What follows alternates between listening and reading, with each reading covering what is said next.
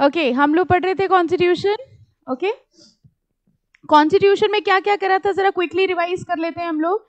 सबसे पहले हम लोगों ने देखा था उसका प्रियम्बल, क्या क्या था प्रियम्बल में, sovereign, socialist, democratic, Republic, secular, ठीक है, ये सारे वर्ड्स थे। और फिर हम लोगों ने डिस्कस किया था हमारे कॉन्स्टिट्यूशन का स्ट्रक्चर कैसा था, फेडरल था कि यूनिटरी था, क्वाजी फेडरल था, ठीक है। फेडरलिज्म के फीचर्स बेसिकली क्या होते हैं, distribution of powers, two set of government, supremacy of constitution, ये सारी चीजें होती हैं। लेकिन हम लोग इस डिसीजन पे पहुंचे थे कि हमारा कॉन्स्टिट्यूशन कैसा है, quasi federal, federal with some unitary features. फिर हम लोग ने स्टेट की डेफिनेशन देखी थी, जितनी भी गवर्नमेंटल अथॉरिटीज हैं या जिनको पार्लियामेंट द्वारा बनाया गया है उन सबको क्या कहा जाता था, स्टेट। फिर हम लोग ने कुछ डॉक्ट्रीन्स देखे थे, कौन कौन से डॉक्ट्रीन्स देखे थे, सेवरेबिलिटी देखा था, एक्लिप्स देखा था, वेवर था, सिंगल पर्सन लॉ था। और फिर हम लोगों ने स्टार्ट किए थे फंडामेंटल राइट्स। सबसे पहले कौन सा स्टार्ट किया था, आर्टिकल 14 क्या था, right to equality, equality before law and equal protection of law, ठीक है। इसमें हम लोगों ने एक चीज देखी थी कि क्लासिफिकेशन जो है वो अलाउड है, क्लास लेजिस्लेशन अलाउड नहीं है। और वो जो वर्ड्स हम लोग ने देखे थे वो आई थिंक अब याद हो गए होंगे, intelligible, differentia and rational nexus. ऐसा ना हो पूरे चैप्टर में यही वर्ड याद रह जाए, है ना, कॉन्स्टिट्यूशन का कोई भी क्वेश्चन आया हम तो ये याद करके आए, intelligible, differentia, rational nexus, okay. फिर आर्टिकल 19 पढ़ा था, फ्रीडम से रिलेटेड, जिसमें कई सारे फ्रीडम्स हम लोग को दिए थे। और उसमें एक कॉमन वर्ड हम लोग ने क्या पढ़ा था, रीजनेबल रिस्ट्रिक्शन, ठीक है, यानी हमें सारे फ्रीडम्स मिल सकते हैं बट रीजनेबल रिस्ट्रिक्शंस अगर गवर्नमेंट चाहे तो वो लगा सकती है।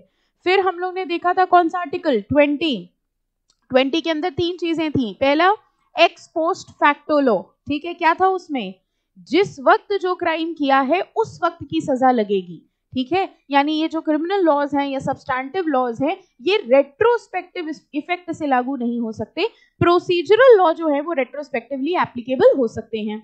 दूसरा कौन सा पढ़ा था, डबल जियोपार्डी, एक ही गुनाह की दो बार सजा नहीं हो सकती, ठीक है। और तीसरा पढ़ा था सेल्फ इंक्रिमिनेशन, हमें कोई भी हमारे खिलाफ ही गवाही देने के लिए फोर्स नहीं कर सकता। कन्फेशन जो होता है वो हमेशा वॉलंटरी होना चाहिए, लेकिन अगर हमसे कुछ ऐसा कहने को कहा जा रहा है जो हमारे ही खिलाफ स्टैंड करेगा, देन इन दैट केस वो अलाउड नहीं होगा। फिर हम लोग ने पढ़ा था 21, क्या था, right to life and personal liberty, we have a right to live, do we have a right to die, no we don't have a right to die, है ना, ओके। तो राइट टू लिव है हमारे पास, right to live with dignity है हमारे पास, right to live without noise pollution है हमारे पास।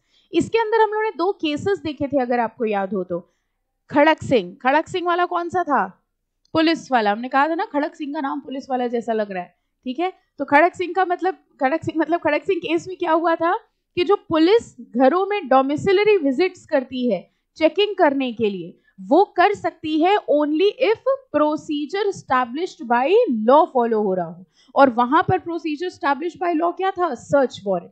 और एक मेनका गांधी का केस था कि we have a freedom, we can move freely throughout the country and outside also, but by a procedure established by law, that is passport and visa, ठीक है। फिर उसके बाद हम लोगों ने देखा था 21A which was right to education, ठीक है, फ्री एंड कंपल्सरी एजुकेशन मिलेगी। उसके बाद देखा था कौन सा, 22 देखा था, कौन सा था 22, किनको प्रोटेक्शन मिल रही थी, अरेस्ट अगेंस्ट डिटेंशन, ठीक है, वो लोग जिनको अरेस्ट किया जा रहा है उनको क्या क्या प्रोटेक्शन मिल रही है। इसमें तीन कैटेगरीज थी, पहला था एलियन एनिमी, दूसरे थे प्रिवेंटिव डिटेंशन और तीसरा था अदर्स, ठीक है। याद टाइम भूल भी गए होगे, टाइम हो गया ना पढ़े हुए, कब लास्ट कब पढ़ाया था, उसके बाद अब जाके क्लास हो रही है ना, तो हो जाता है, ऐसी कोई बात नहीं। लास्ट कब पढ़ाया था, कल, है ना, अच्छा। तो तीन चीजें थी, ओके। एलियन एनिमी को कोई प्रोटेक्शन नहीं मिलती, अदर्स को क्या प्रोटेक्शन मिलती है, तीन मिलती हैं। पहला तो हमें ये जानने का अधिकार है ऑन व्हाट ग्राउंड्स हमें अरेस्ट किया जा रहा है, ठीक है। Second, we have a right to consult a legal practitioner, and third, 24 घंटे के अंदर हमें नियरेस्ट मजिस्ट्रेट के सामने प्रेजेंट करना पड़ेगा। प्रिवेंटिव डिटेंशन का मतलब ये होता था शक के बेसिस पे जिनको अरेस्ट किया जा रहा है उनको भी यही अधिकार मिल रहे थे, ठीक है। बस उसमें एक चीज लिखी थी कि मैक्सिमम प्रिवेंटिव डिटेंशन उनका कितने समय के लिए हो सकता है, 3 months, ठीक है। यहां तक आई थिंक हम लोग ने कर लिया था और हम लोग को स्टार्ट करना है I think right against exploitation 23-24। Any doubt? Okay, चलो नाउ राइट अगेंस्ट एक्सप्लॉइटेशन आज का लेक्चर अब हम लोग स्टार्ट कर रहे हैं। Article 23 and 24, this group of fundamental right consist of 23 and 24. They provide for right against exploitation of all citizens and non-citizens. अब अगेन ये लाइन आई, बताओ, right against exploitation of all citizens and non citizen, यानी ये वाला fundamental rights किसको किसको protect कर रहा होगा? सबको, चाहे सिटीजन हो चाहे नॉन सिटीजन हो, किसी का भी एक्सप्लॉइटेशन नहीं किया जा सकता। अच्छा, आज के दिन पे ऐसा टॉपिक आ गया ना, आप कहेंगे एक्सप्लॉइटेशन तो ये भी है, पूरे हफ्ते में एक दिन मिला संडे, है ना, और संडे को भी क्लास रख ली गई, तो एक्सप्लॉइटेशन की शुरुआत तो यहीं से हो गई। चांस की बात है, पढ़ाते पढ़ाते मेरे दिमाग में आया, कहीं आपके दिमाग में ये ना आ जाए, है ना, कि दिस इज एक्सप्लॉइटेशन। बिल्कुल सही टॉपिक है आज का। तो ये कह रहे हैं चाहे सिटीजन हो चाहे नॉन सिटीजन हो, एक्सप्लॉइटेशन नहीं किया जा सकता। अब एक्सप्लॉइटेशन में देखो दो चीजें आएंगी। First, article 23, prohibition of traffic in human beings and forced labour. Traffic in human being मतलब समझते हो? ट्रैफिक जैम नहीं लगना चाहिए। ट्रैफिकिंग, यहाँ ट्रैफिकिंग की बात हो रही है। ट्रैफिकिंग का मतलब होता है जब लोगों को बेचा खरीदा जाता है, ठीक है, लोगों को, people are being sold like goods, ठीक है, ये जो काम होता है ये उनका एक्सप्लॉइटेशन किया जा रहा है। आज भी बहुत सारे एरियाज ऐसे हैं, बहुत सारे शहर ऐसे हैं, छोटे गांव ऐसे हैं जहां पर लोगों की डीलिंग होती है। इस तरीके की चीजों को एक्सप्लॉइटेशन माना जाता है और इनको प्रोहिबिट किया गया है। या फिर फोर्स्ड लेबर, ये भी अभी भी होता है। जैसे आपने सुना होगा बंधुआ मजदूर, सुना है कभी? लेबर्स से फोर्सफुली काम कराया जाता है और उनको पैसे नहीं दिया जाता, ठीक है। या बॉन्डेड लेबर, हमेशा के लिए नहीं, उनको लेबर बना लिया जाता है कि आप, आपके आगे की पुश्ते सब हमारे लेबर ही रहेंगे लाइफ पर। तो इस तरीके की चीजों को एक्सप्लॉइटेशन माना जाता है और इनको हमारे कॉन्स्टिट्यूशन में प्रोहिबिट किया गया है। Article 23 imposes a complete ban on traffic in human beings, begar and other similar forms of forced labor. पहले जरा पढ़ते हैं ये ट्रैफिक इन ह्यूमन बीइंग और बेगार का मतलब क्या हुआ। जरा अगले पैराग्राफ में देखो, इन्होंने समझाया है। Traffic in human being means, मिला, traffic in human being means to deal in men and women like goods, dealing करना, खरीदना बेचना, ठीक है। Traffic in human being means to deal in men and women like goods, such as to sell or let or otherwise dispose them of. और बेगार का मतलब होता है involuntary work without payment. तो लोगों से काम करवाया जाता है लेकिन उनको पेमेंट नहीं दी जाती है। इस तरीके की चीजों को एक्सप्लॉइटेशन मानते हैं और कॉन्स्टिट्यूशन के हिसाब से ये प्रोहिबिटेड है। ओके, इसी तरह इसका आर्टिकल 24 आता है, prohibition of employment of children. ये आपने सुना होगा ना, 14 साल से नीचे के जो बच्चे होते हैं उनको काम नहीं कराया जाता। लेकिन उसके बाद भी आपने देखा होगा हर दुकान में छोटू जरूर होता है ना। स्पेशली ये जो वो नहीं, शहर के बाहर ढाबे आबे टाइप्स होते हैं या चाय वाय की दुकान होती है, यहाँ देखिए आपको एक छोटू जरूर मिल जाएगा। बट स्टिल हमारे कॉन्स्टिट्यूशन में यही लिखा हुआ है कि जो भी ये फैक्ट्रीज हैं या जहाँ पर स्पेशली हैजार्डस काम हो रहे हैं, ठीक है, उन सब जगहों में 14 ईयर्स से बिलो के बच्चों को काम करना अलाउड नहीं होता है, क्योंकि उसको क्या माना जाता है? Exploitation. Article 24 prohibits the employment of children below the age of 14 in any factory और माइन। अभी लेटेस्ट एक न्यूज आई वाज सीइंग कि दे वर सेइंग कि आई थिंक 16 ईयर्स से नीचे के बच्चों को कोचिंग नहीं पढ़ाया जा सकता। देखा, आप लोग ने भी देखा? तो एक न्यूज आई, उसमें ये है कि 16 साल से नीचे के बच्चों को कोचिंग पढ़ाना अलाउड नहीं है, क्योंकि ये उनका एक्सप्लॉइटेशन माना जाएगा कि उनके ऊपर अननेसेसरी प्रेशर डाला जा रहा है, ठीक है। तो पहले तो हम ये पूछना चाहते हैं कितने बच्चे इसमें से 16 से नीचे हैं? Get out of the class. है कोई 16 से नीचे? चलो, थैंकफुली हम लोग इस कैटेगरी में फॉल नहीं कर, सब बड़े हैं ना? हाँ बेटा,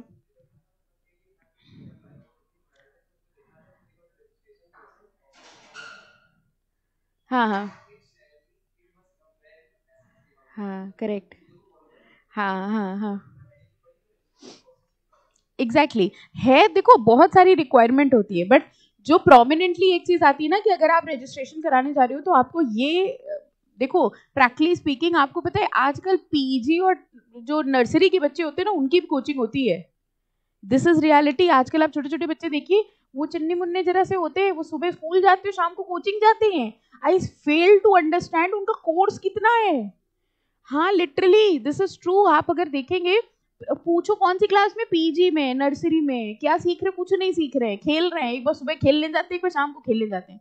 तो ऐसा हो सकता है. और आजकल this is a very common thing कि कोई भी स्कूल या कोर्स ज्वाइन करने के पहले कोचिंग है ना, this is a pre requirement. और 16 साल की रिक्वायरमेंट जो उन्होंने रखी बहुत बड़ी रख दी है. ठीक है, क्योंकि फर्स्ट सेकंड फोर्थ फिफ्थ इन सब के बच्चों को तो कोचिंग एक मैंडेटरी रूल बन गया है कि सुबह स्कूल फिर कोचिंग, ये उनका पैटर्न है. ठीक है, बट जो अब रूल है नोटिफिकेशन उसमें तो यही है कि ये अगर आप रजिस्ट्रेशन कराने जाते हो तो ये क्राइटेरिया देखा जाएगा that you can not impart classes. हालांकि आप सब बड़े हो गए है ना, तो हम लोग प्रोफेशनल कोर्स कर रहे हैं. हाँ हाँ एब्सोल्युटली एब्सोल्युटली. हाँ तो 16 तो फिर भी कम थी. आजकल आप देखो 10-12 हज़ार रुपए एक सब्जेक्ट के लेते हैं. So that is the thing कि ये जो छोटे से स्टार्ट करे, वही वो एक्सप्लॉइटेशन बोलना चाह रहे हैं कि वो छोटा मासूम बच्चा, ठीक है, जो एक स्कूल ही बड़ी मुश्किल से जा रहा है, उसको फिर कोचिंग भेजा जा रहा है, उसके ऊपर एक्सप्लॉइटेशन हो रहा है. ठीक है, सो एनीवेज हम लोग तो प्रोफेशनल कोर्सेज कर रहे हैं तो हमारे उससे बाहर है. आपके जब बच्चे होंगे तब समझना है. Okay, article 24 prohibits the employment of children below the age of 14 in any factory or mine. The employment of children act, factories act, mines act, apprentice act, इन सारे एक्ट में क्लियरली लिखा हुआ है कि चिल्ड्रन का यानी बच्चों का एक्सप्लॉइटेशन नहीं किया जाएगा. तो अगर हम लोग प्रिवेंशन ऑफ एक्सप्लॉइटेशन की बात करते हैं तो इसके अंदर 2 आर्टिकल आते हैं, 23 एंड 24.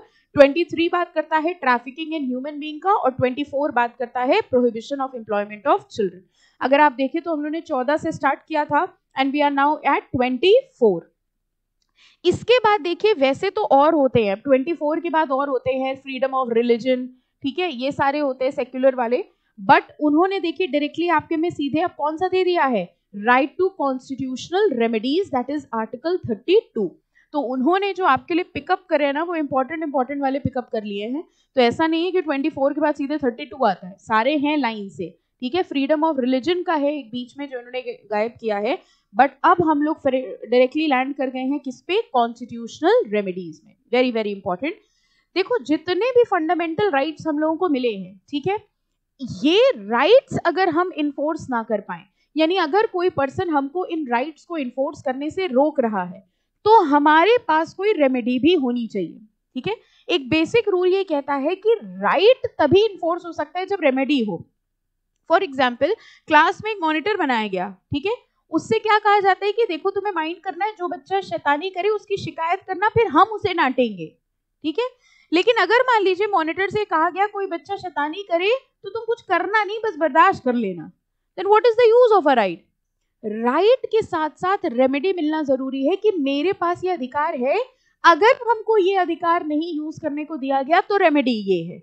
ओके, और इस लाइन को जो कहा जाता है, देखो एक लिखा हुआ है, it is a cardinal principle. चलो पहले यहीं से उठा ले रहे, right to constitutional remedy. Why the word constitutional remedy is used. Constitutional remedy, ये रेमेडी हमें कहाँ दी हुई है, कॉन्स्टिट्यूशन में. और कौन से अधिकारों के अगेंस्ट दी है, कॉन्स्टिट्यूशनल अधिकारों के अगेंस्ट. ठीक है, ये नॉर्मल रेमेडीज नहीं है. Article 32 guarantees enforcement of fundamental right. It is remedial and not substantive in nature. देखा जाए तो आर्टिकल 32 आपको कोई अधिकार नहीं दे रहा, वो आपके अधिकारों की रेमेडी दे रहा है. इसलिए इनको क्या कहा जाता है, remedial, constitutional remedies. Now remedies for enforcement of fundamental right, पहली लाइन इंपॉर्टेंट मार्क कर लो. It is a cardinal principle of jurisprudence that where there is a right there is a remedy. और इसका वर्ड मार्क कर लो, ubi jus ibi remedium. बोल के दिखाओ. हाँ, यही जो अभी बोला, इसका मतलब क्या होता है, where there is a right there is a remedy. जहां अधिकार है वहां रेमेडी होना जरूरी है. ठीक है, इस लाइन से भी आ सकता है क्वेश्चन. ऐसे क्वेश्चन बहुत आते हैं एग्जाम में, सीधे यही लाइन उठा के दे देंगे, it is a cardinal principle of jurisprudence that where there is a right there is a remedy, comment. इसका मतलब वो आपसे क्या पूछ रहे हैं, article 32. Okay, and if rights are given without their being a remedy, अधिकार तो दे दिया लेकिन रेमेडी नहीं दी, then they are of no use. तो हमको मान लो फंडामेंटल राइट्स मिले होते, लेकिन अगर हमसे कोई हमारा फंडामेंटल राइट छीन रहा है तो हम कुछ कर नहीं सकते, तो ऐसे राइट का फायदा ही क्या हुआ। तो ये कह रहे हैं राइट के साथ साथ रेमेडी देना बहुत जरूरी है। While the remedies are available in the Constitution and under the ordinary law, देखना क्या लिखा है, Article 32 makes it a fundamental right that a person whose fundamental right is violated has the right to move to the Supreme Court। कह रहे हैं ये भी fundamental right है, ये कोर्ट जाने का अधिकार भी हमारा राइट ही है कि अगर हमारा कोई फंडामेंटल राइट इन्फ्रिंज होता है तो एक अधिकार, बड़ा यूनिक अधिकार हमको मिला हुआ है, that we can directly move the supreme court by appropriate proceedings for enforcement of this fundamental right. अच्छा एक बात बताओ, क्या ऐसा है कि अगर मान लीजिए हमारा फंडामेंटल राइट इन्फ्रिंज हुआ तो पहले हम बाकी कोर्ट्स जाएं फिर सुप्रीम कोर्ट जाएं या डायरेक्टली सुप्रीम कोर्ट जा सकते हैं? डायरेक्टली। नॉर्मल सिनेरियो में देखिए, अगर हमारा कोई लीगल राइट इन्फ्रिंज होता है, I hope now you understand the difference between legal right and fundamental right. अगर हमारा कोई लीगल राइट इन्फ्रिंज होता है तो हम डायरेक्टली सुप्रीम कोर्ट नहीं जा सकते, हम सबसे पहले लोअर कोर्ट जाएंगे, ठीक है, फर्स्ट लेवल का जो कोर्ट है वो जाएंगे, फिर उसके हायर कोर्ट जाएंगे, फिर उसके हायर कोर्ट जाएंगे। लेकिन यही एक इकलौता अधिकार ऐसा होता है जिसमें we have a right, we can directly go to the supreme court. इसके लिए ये जरूरी नहीं है कि आप पहले बाकी सारे कोर्ट जाए। अब जरा ये लाइन पढ़ के देखो, इसका मतलब समझ में आया कि नहीं? It is really a far-reaching provision in the sense that a person need not first exhaust other remedies and then go to the Supreme Court. ये बात आई समझ में? कह रहे ये नहीं है कि पहले आप बाकी रेमेडीज का इस्तेमाल कर लें, कुछ ना हो तब सुप्रीम कोर्ट जाएं। No, you can directly go to the Supreme Court. He can directly raise the matter before the highest court of land and the Supreme Court is empowered to issue. अब हमने supreme court से जब शिकायत करी कि such and such person हमको हमारे fundamental rights exercise करने के लिए नहीं दे रहा है, तो सुप्रीम कोर्ट उस अथॉरिटी के खिलाफ एक्शन लेगा, उनको ऑर्डर इशू करेगा। क्या कहते हैं इन ऑर्डर्स को? रिट्स। पढ़ा है ये था ईटी में, ठीक है, कि हमने सुप्रीम कोर्ट से शिकायत करी, हमने सुप्रीम कोर्ट से कहा कि भैया ये पर्सन हमको हमारे फंडामेंटल राइट एक्सरसाइज करने नहीं दे रहा है, तो सुप्रीम कोर्ट उनके खिलाफ ऑर्डर इशू करता है और इन्हीं ऑर्डर्स को क्या कहा जाता है? रिट। और ये रिट्स के नाम देखिए, याद है? Habeas corpus, mandamus, prohibition, quo warranto and certiorari. याद आया? अगर ना याद आया हो तो कोई टेंशन की बात नहीं है, इसी में आगे दिया हुआ है ना? आपको लगा चलो याद वाला तो कोई सिस्टम है ही नहीं हमारा। एग्जाम्पल लिखा है, there is a right to freedom of speech under the constitution, what is the remedy provided for its violation? Very simple, कह रहे हैं freedom of speech and expression हमारे पास है, लेकिन अगर किसी ने हमारा फ्रीडम ऑफ स्पीच हमसे छीना तो हमारे पास क्या रेमेडी है? On the basis of principle of ubi jus ibi remedium, then there is a right, there shall also be a remedy. और article 32 makes it a fundamental right that a person whose fundamental right is violated has a right to move the Supreme Court. Any doubt to anyone? ठीक है, clear है? Okay, इसके बाद देखो एक case है, the right to move the supreme court is itself guaranteed right and the significance of this has been assessed in Gajendra Gadkar. ये case हुआ था गजेंद्र गाटकर, इसमें उन्होंने बताया है, मतलब एक दो लाइंस हैं जो एक्चुअली बता रही है कि सुप्रीम कोर्ट कैसे फंडामेंटल राइट्स को प्रोटेक्ट करता है। तो इसमें बस ये लाइंस मार्क कर लेना, that is why it is natural that this court should in the words of Patanjali Shastri be regarded as, mark करो line, protector and guarantor of fundamental right. किसको कहा गया है protector and guarantor of fundamental right? Supreme Court को। ये line इसलिए mark करें क्योंकि हो सकता है इस लाइन से भी आ सकता है, that supreme court is considered as a protector और गारंटर ऑफ फंडामेंटल राइट। अगर ये लाइन भी आती है तो भी आपको आर्टिकल 32 ही डिफाइन करना है, ठीक है? Fine, any doubt? चलो अब नेक्स्ट आओ, अब ये सब ना वही लिखा है, आर्टिकल 32 की ही बातें लिखी हैं, मन हो तो रीड कर लेना। इसके बाद सप्लीमेंट्री प्रोविजंस है, यहाँ पर एक्चुअली हमारे फंडामेंटल राइट्स खत्म हो जाते हैं आर्टिकल 32 पे, कुछ सप्लीमेंट्री एडिशनल प्रोविजंस हैं, एक आध बस देख लो। जैसे देखो आर्टिकल 33 में क्या लिखा है, आप खुद ही समझ जाएंगे। ये आर्टिकल 33 ऑथराइजेस द पार्लियामेंट, मिल गया ना सबको supplementary provision? Article 33 authorises the parliament to restrict the application of fundamental right in relation to members of armed forces, paramilitary forces, police forces and analogous forces। ये बताओ क्या है?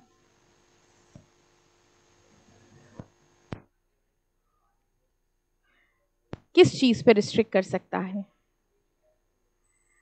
और देखो, कोशिश करो पढ़ने की। ये सप्लीमेंट्री प्रोविजन क्या कहने की कोशिश कर रहा है? अच्छा एक बात बताइए, जैसे मान लीजिए आर्मी के बंदे हैं, ठीक है, वो बॉर्डर पे खड़े हुए हैं, ठीक है, अचानक से गोली वोली चलने लग गई, तो वो आर्मी का जो बंदा था, पर्टिकुलर पर्सन, वो डर गया, उसने कहा हम तो जा रहे, ठीक है, हमसे नहीं हो पाएगा, हम जा रहे, ओके। तो उससे कहा गया कि नहीं तुम ऐसे नहीं जा सकते, अगर तुम आर्म्ड फोर्सेस में हो और तुम बॉर्डर में खड़े हो तो वॉर डिक्लेयर होने के बाद you can not go back. वो कह रहे नहीं नहीं, कॉन्स्टिट्यूशन में लिखा, पहले हम एक्चुअली सीएस कर रहे थे, हुआ नहीं तो यहाँ आ गए। तो वो कह रहे हैं कि हमने पढ़ा था कॉन्स्टिट्यूशन में, उसमें लिखा है we have a freedom of movement, हम कहीं भी जा सकते हैं अपनी मर्जी से, और हम इस टाइम जाना चाहते हैं तो आप हमें जाने से नहीं रोक सकते। बताओ वो जा सकता है कि नहीं जा सकता है? नहीं जा सकता। क्यों? उसका भी फंडामेंटल राइट है, वो भी सिटीजन है, कर सकते हैं कि नहीं कर सकते? अब जरा इस पॉइंट को पढ़ने की कोशिश करो। अगर पार्लियामेंट चाहे तो वो members of armed forces, paramilitary forces, police forces के ऊपर रिस्ट्रिक्शन लगा सकती है for application of fundamental right. यानी जो फंडामेंटल राइट सबके ऊपर एप्लीकेबल हो रहे हैं, हो सकता है इनके ऊपर एप्लीकेबल ना हो, क्योंकि इनको हमारी कंट्री की सिक्योरिटी की रिस्पॉन्सिबिलिटी दी गई है, ठीक है। तो इनको, पहली चीज तो इनको हम बाकियों के इक्वल नहीं मान सकते, ठीक है। आप कोई भी चीज में अगर देखो तो ये कह रहे हैं कि नहीं हमें भी छुट्टी चाहिए, अब ये भी छुट्टी लेके बैठ जाएंगे तो दिक्कत हो जाएगी, हमारी छुट्टी हो जाए, है ना। तो इसलिए वो कह रहे हैं कि हो सकता है कि पार्लियामेंट इनके लिए, जरूरी नहीं है हर सिचुएशन में, बट हो सकता है पार्लियामेंट इनके लिए फंडामेंटल राइट्स को रिस्ट्रिक्ट कर दे। अगर ऐसा करती है तो ये अलाउड है। इसी तरह आर्टिकल 34 ये कहता है कि granting indemnity by law in respect of act done during operation of martial law. वैसे एग्जाम के लिए रेलिवेंट नहीं है, सिर्फ नॉलेज के लिए बता दे रहे हैं। मार्शल लॉ समझते हो? जैसे कई बार क्या होता है, मिलिट्री रूल लग जाता है, ठीक है, जब सबकी पावर्स जो है वो सरेंडर हो जाती है और पूरा का पूरा जो कंट्री होती है वो किसके अंदर आ जाती है? मिलिट्री रूल के अंदर, मिलिट्री के अंदर आ जाती है। ऐसी सिचुएशंस में भी कई बार ऐसा होता है कि फंडामेंटल राइट्स रिस्ट्रिक्ट हो जाते हैं, ठीक है। तो ऐसी इमरजेंसी की सिचुएशन अगर है, इंडिविजुअल्स की जो भी अथॉरिटी है या जो पूरी कंट्री है, अब अगर वो मिलिट्री के अंडर चली गई है, ऐसी सिचुएशन में हो सकता है आपके फंडामेंटल राइट्स पे रिस्ट्रिक्शन लगाई जा सके। अगर ऐसा है तो वो भी अलाउड होगा, ओके। होता ही है, हर कंट्री में होता है, हालांकि हम लोग अपने कॉन्स्टिट्यूशन की बात कर रहे हैं फिलहाल, ठीक है। ये डिपेंड करता है कि उनके कॉन्स्टिट्यूशन में क्या लिखा हुआ है, ओके। इसके लिए आपको वहां जाके लॉ पढ़ना पड़ेगा और सीएस करना पड़ेगा, ठीक है। चलो, तो यहां पर हम लोग फिनिश करते हैं हमारे फंडामेंटल राइट्स, ठीक है। जरा एक बार क्विकली रिवाइज कर लें क्या क्या थे। फर्स्ट हम लोगों ने क्या पढ़ा था? आर्टिकल 14 क्या था? Equality before law and equal protection of law. फिर हम लोगों ने 15 देखा था, prohibition on the ground of religion, race, caste, ठीक है। फिर हम लोगों ने 16 देखा था, equal opportunity in the matters of public employment, ठीक है। फिर हम लोगों ने 19 देखा सीधे, 19 कौन सा था? फ्रीडम, ठीक है। फ्रीडम के बाद हम लोगों ने देखा 20 किस चीज का था? 3, ex post facto, double jeopardy and self incrimination. फिर देखा 21 किस चीज का था? Right to life and personal liberty. 21A right to education. 22 protection against arrest and detention, जिसमें 3 पॉइंट्स थे, alien enemy, preventive detention and others, ठीक है। फिर 23 एंड 24 ये कौन से थे? अगेंस्ट एक्सप्लॉइटेशन, याद करो एक दिन पढ़ा था। अच्छा, 23 एंड 24, 23 कौन सा था? Trafficking in human being, and 24 कौन सा था? एक्सप्लॉइटेशन ऑफ चिल्ड्रन, ठीक है। फिर डायरेक्टली हम लोग ने 32 पढ़ लिया, that was constitutional remedies. Supreme court के पास जाने का हमारे पास डायरेक्ट राइट है। यहां पर हमारे फंडामेंटल राइट्स खत्म होते हैं और अब आता है एक टॉपिक जो लॉन्ग क्वेश्चन में हो सकता है पूछा जा सके।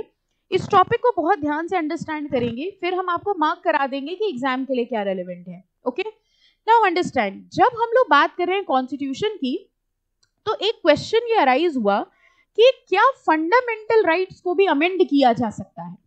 जैसे हम लोगों को पता है लॉ को अमेंड किया जा सकता है, बताइए, सोच के बताओ। लॉ को अमेंड कर सकते हैं? अमेंडमेंट ही तो पढ़ते रहते हो लॉ में। लॉ में जितना तो लॉ का कंटेंट नहीं होता, उससे ज्यादा अमेंडमेंट की टेंशन हो जाती है ना। लॉ तो अमेंड हो सकते हैं, लेकिन एक सवाल ये अराइज हुआ जब कॉन्स्टिट्यूशन आया, फंडामेंटल राइट्स आए, तो उन्होंने कहा भैया कॉन्स्टिट्यूशन तो सुप्रीम डॉक्यूमेंट है, फंडामेंटल राइट्स तो सुप्रीम है, क्या फंडामेंटल राइट्स को भी अमेंड किया जा सकता है? ये एक क्वेश्चन अराइज हुआ, आपसे नहीं पूछ रहे हैं, ठीक है, आप एकदम तैयार हो गए कुछ आंसर देने के लिए, आपसे पूछा ही नहीं हमने, हम कह रहे हैं ये एक सवाल अराइज हुआ। अब जब ये सवाल अराइज हुआ कि कॉन्स्टिट्यूशन के फंडामेंटल राइट्स को अमेंड कर सकते हैं कि नहीं कर सकते हैं, इस पे बड़ी सारी चर्चा होने लग गई। चर्चा का मतलब समझते हो, केसेस होने लग गए। अब एक केस हुआ जिसने कहा फंडामेंटल राइट्स को अमेंड कर सकते हैं, फिर दूसरा केस हुआ जिसने कहा नहीं नहीं फंडामेंटल राइट सुप्रीम होते हैं उनको हम अमेंड नहीं कर सकते, फिर कोई केस हुआ जिसने कहा हाँ अमेंड कर सकते हैं। तो ऐसे करके कुछ सीक्वेंसेस हैं, ठीक है, कुछ केस लॉज हुए, कुछ अमेंडमेंट्स हुए, जिसमें फाइनली हम ये पता लगाने की कोशिश कर रहे हैं कि क्या फंडामेंटल राइट्स को अमेंड किया जा सकता है। टॉपिक समझ में आया क्या पढ़ने वाले, ठीक है। चलो सबसे पहले देखेंगे, अभी मार्क ना करना, मार्क कराएंगे आपको। Since 1951 questions have been raised about the scope of amending process।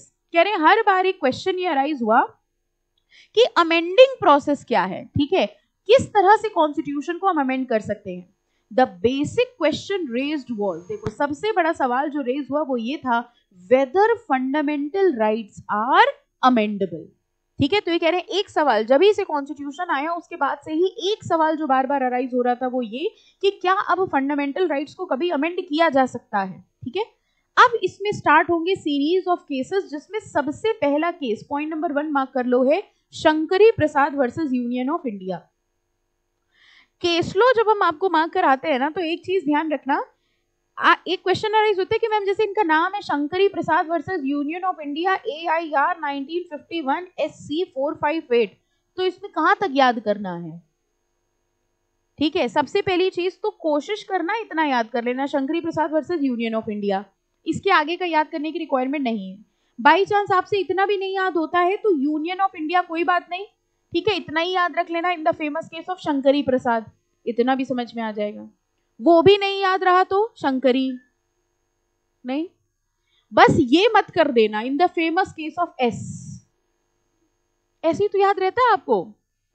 याद करिए, आप जब कोई चीज भूलते हैं तो अरे S से था कुछ, है ना, ये मत करना। बस इंस्टीट्यूट कहता है कि ठीक है पूरा ना लिखो, आगे का भी नहीं याद है चलो माफ किया, ठीक है, लेकिन ये इन the famous case of S। अब एग्जामिनर सोच रहा है हम क्या करें, फिल इन द ब्लैंक करते हैं, ठीक है, तो शंकरी प्रसाद इज ओके, फर्स्ट नेम अगर नाम आपको याद रहता है दैट इज ओके। तो पहला इस लाइन में केस हुआ शंकरी प्रसाद का, ठीक है, एक एक करके बहुत आराम से रीड करेंगे हम लोग।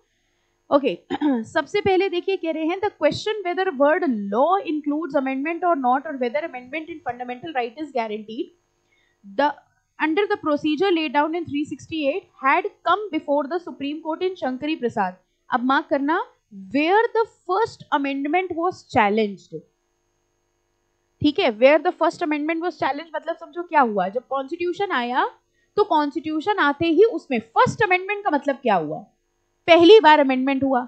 जैसे ही पहला अमेंडमेंट आया वैसे ही एक केस हो गया शंकरी प्रसाद का, और उन्होंने उसमें चैलेंज कर दिया कि ये लॉ थोड़ी ना है जो आप इसको अमेंड करने लग गए, ये तो कॉन्स्टिट्यूशन है, और अगर ये कॉन्स्टिट्यूशन है, फंडामेंटल राइट है, तो इसको अमेंड नहीं किया जा सकता। ये केस था जो शंकरी प्रसाद में हुआ, ठीक है। Now the court held that, जरा देखो कोर्ट ने डिसीजन क्या लिया, the court held that power to amend the constitution including the fundamental right was contained in article 368। इस लाइन से सिर्फ हमको बताओ कोर्ट ने क्या डिसीजन लिया, फंडामेंटल राइट अमेंड हो सकते हैं कि नहीं हो सकते, हो सकते हैं, ठीक है। अब बहुत आराम से कहानी समझते जाना। सबसे पहला अमेंडमेंट 1951 के बाद जब सबसे पहला अमेंडमेंट आया, सबसे पहले अमेंडमेंट आते ही एक क्वेश्चन अराइज हुआ, शंकरी प्रसाद का केस हुआ, और उस केस में चैलेंज किया गया कि भैया कॉन्स्टिट्यूशन कैसे अमेंड कर दिया आपने, ठीक है, अमेंडमेंट तो लॉ में होती है, और अगर लॉ में अमेंडमेंट होती है तो क्या आप कॉन्स्टिट्यूशन को लॉ मान रहे हो। लेकिन पूरे केस को देखने के बाद इस केस में कोर्ट ने जजमेंट क्या दिया कि कॉन्स्टिट्यूशन को अमेंड किया जा सकता है, और कॉन्स्टिट्यूशन को अमेंड करने का जो प्रोसीजर है वो आर्टिकल 368 में दिया हुआ है। इसी से समझ में आता है कि कॉन्स्टिट्यूशन के फंडामेंटल राइट्स को अमेंड किया जा सकता है। This is the first point, ठीक है।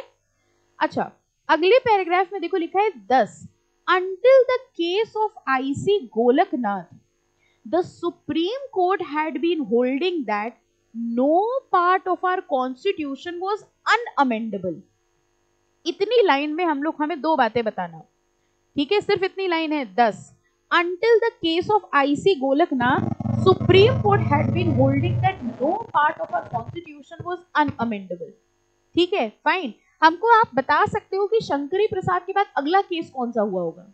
गोलकनाथ. ओके, अभी गोलकनाथ शुरू नहीं हुआ है. ये क्या कह रहे हैं? Until the case of IC Golaknath. Golaknath के केस तक यही माना जा रहा था जो शंकरी प्रसाद में डिसाइड हुआ था. शंकरी प्रसाद में क्या डिसाइड हुआ था? कि कॉन्स्टिट्यूशन अमेंड हो सकता है. अच्छा, इस लाइन को देखो लिखा कैसे है. ये माना गया that no part of constitution was unamendable. मतलब कॉन्स्टिट्यूशन कैन बी अमेंडेड. तो एक्चुअली ये जो पैराग्राफ है ये गोलकनाथ नहीं है. अगर आप अगला पैराग्राफ देखो उसमें गोलकनाथ बताया, गोलकनाथ में क्या हुआ. तो पहली बात आपको ये समझ में आ रही है कि शंकरी प्रसाद के बाद अगला केस जो हुआ होगा गोलकनाथ हुआ होगा. शंकरी प्रसाद के केस तक यही माना जा रहा था कि फंडामेंटल राइट्स को अमेंड कर सकते हैं. तो थोड़ा लॉजिक लगा के हमको बताओ, अगर ये लाइन लिखी है until the case of Golaknath ये माना गया, तो गेस करके बताओ गोलकनाथ में क्या हुआ होगा? कि अमेंड नहीं हो सकता. अभी देखो गोलकनाथ पढ़ा नहीं, लेकिन आपने लाइन से समझ लिया. इंटेलिजेंस देख रहे हो अपनी? ठीक है, होशियारी देखिए. आपने लाइन से समझ लिया कि अगर ये कह रहे हैं until the case of Golaknath ये डिसाइड हुआ, यानी गोलकनाथ में कुछ और डिसाइड हुआ होगा. तो जरा देखते हैं गोलकनाथ में क्या डिसाइड हुआ. गोलकनाथ का केस आता है पॉइंट नंबर 2. अब देखो, आईसी ना याद रहे, स्टेट ऑफ पंजाब ना याद रहे, इन्होंने भी देखो ऐसे लिखा है बट इन गोलकनाथ केस. ठीक है, now in Golaknath case a majority overruled the previous decisions. समझ आ गई बात? अपने पुराने डिसीजन को उन्होंने क्या कर दिया? ओवर रूल कर दिया. And held that fundamental rights are outside the amendatory process. Fundamental rights जो होते हैं वो अमेंडमेंट के प्रोसेस के बाहर होते हैं. If the amendment takes away और abridges any of the right. कह रहे अगर ऐसी कोई अमेंडमेंट है जो फंडामेंटल राइट को हटा रही है, लेके जा रही है, ऐसी कोई अमेंडमेंट नहीं आ सकती. जो फंडामेंटल राइट है वो ही रहेंगे.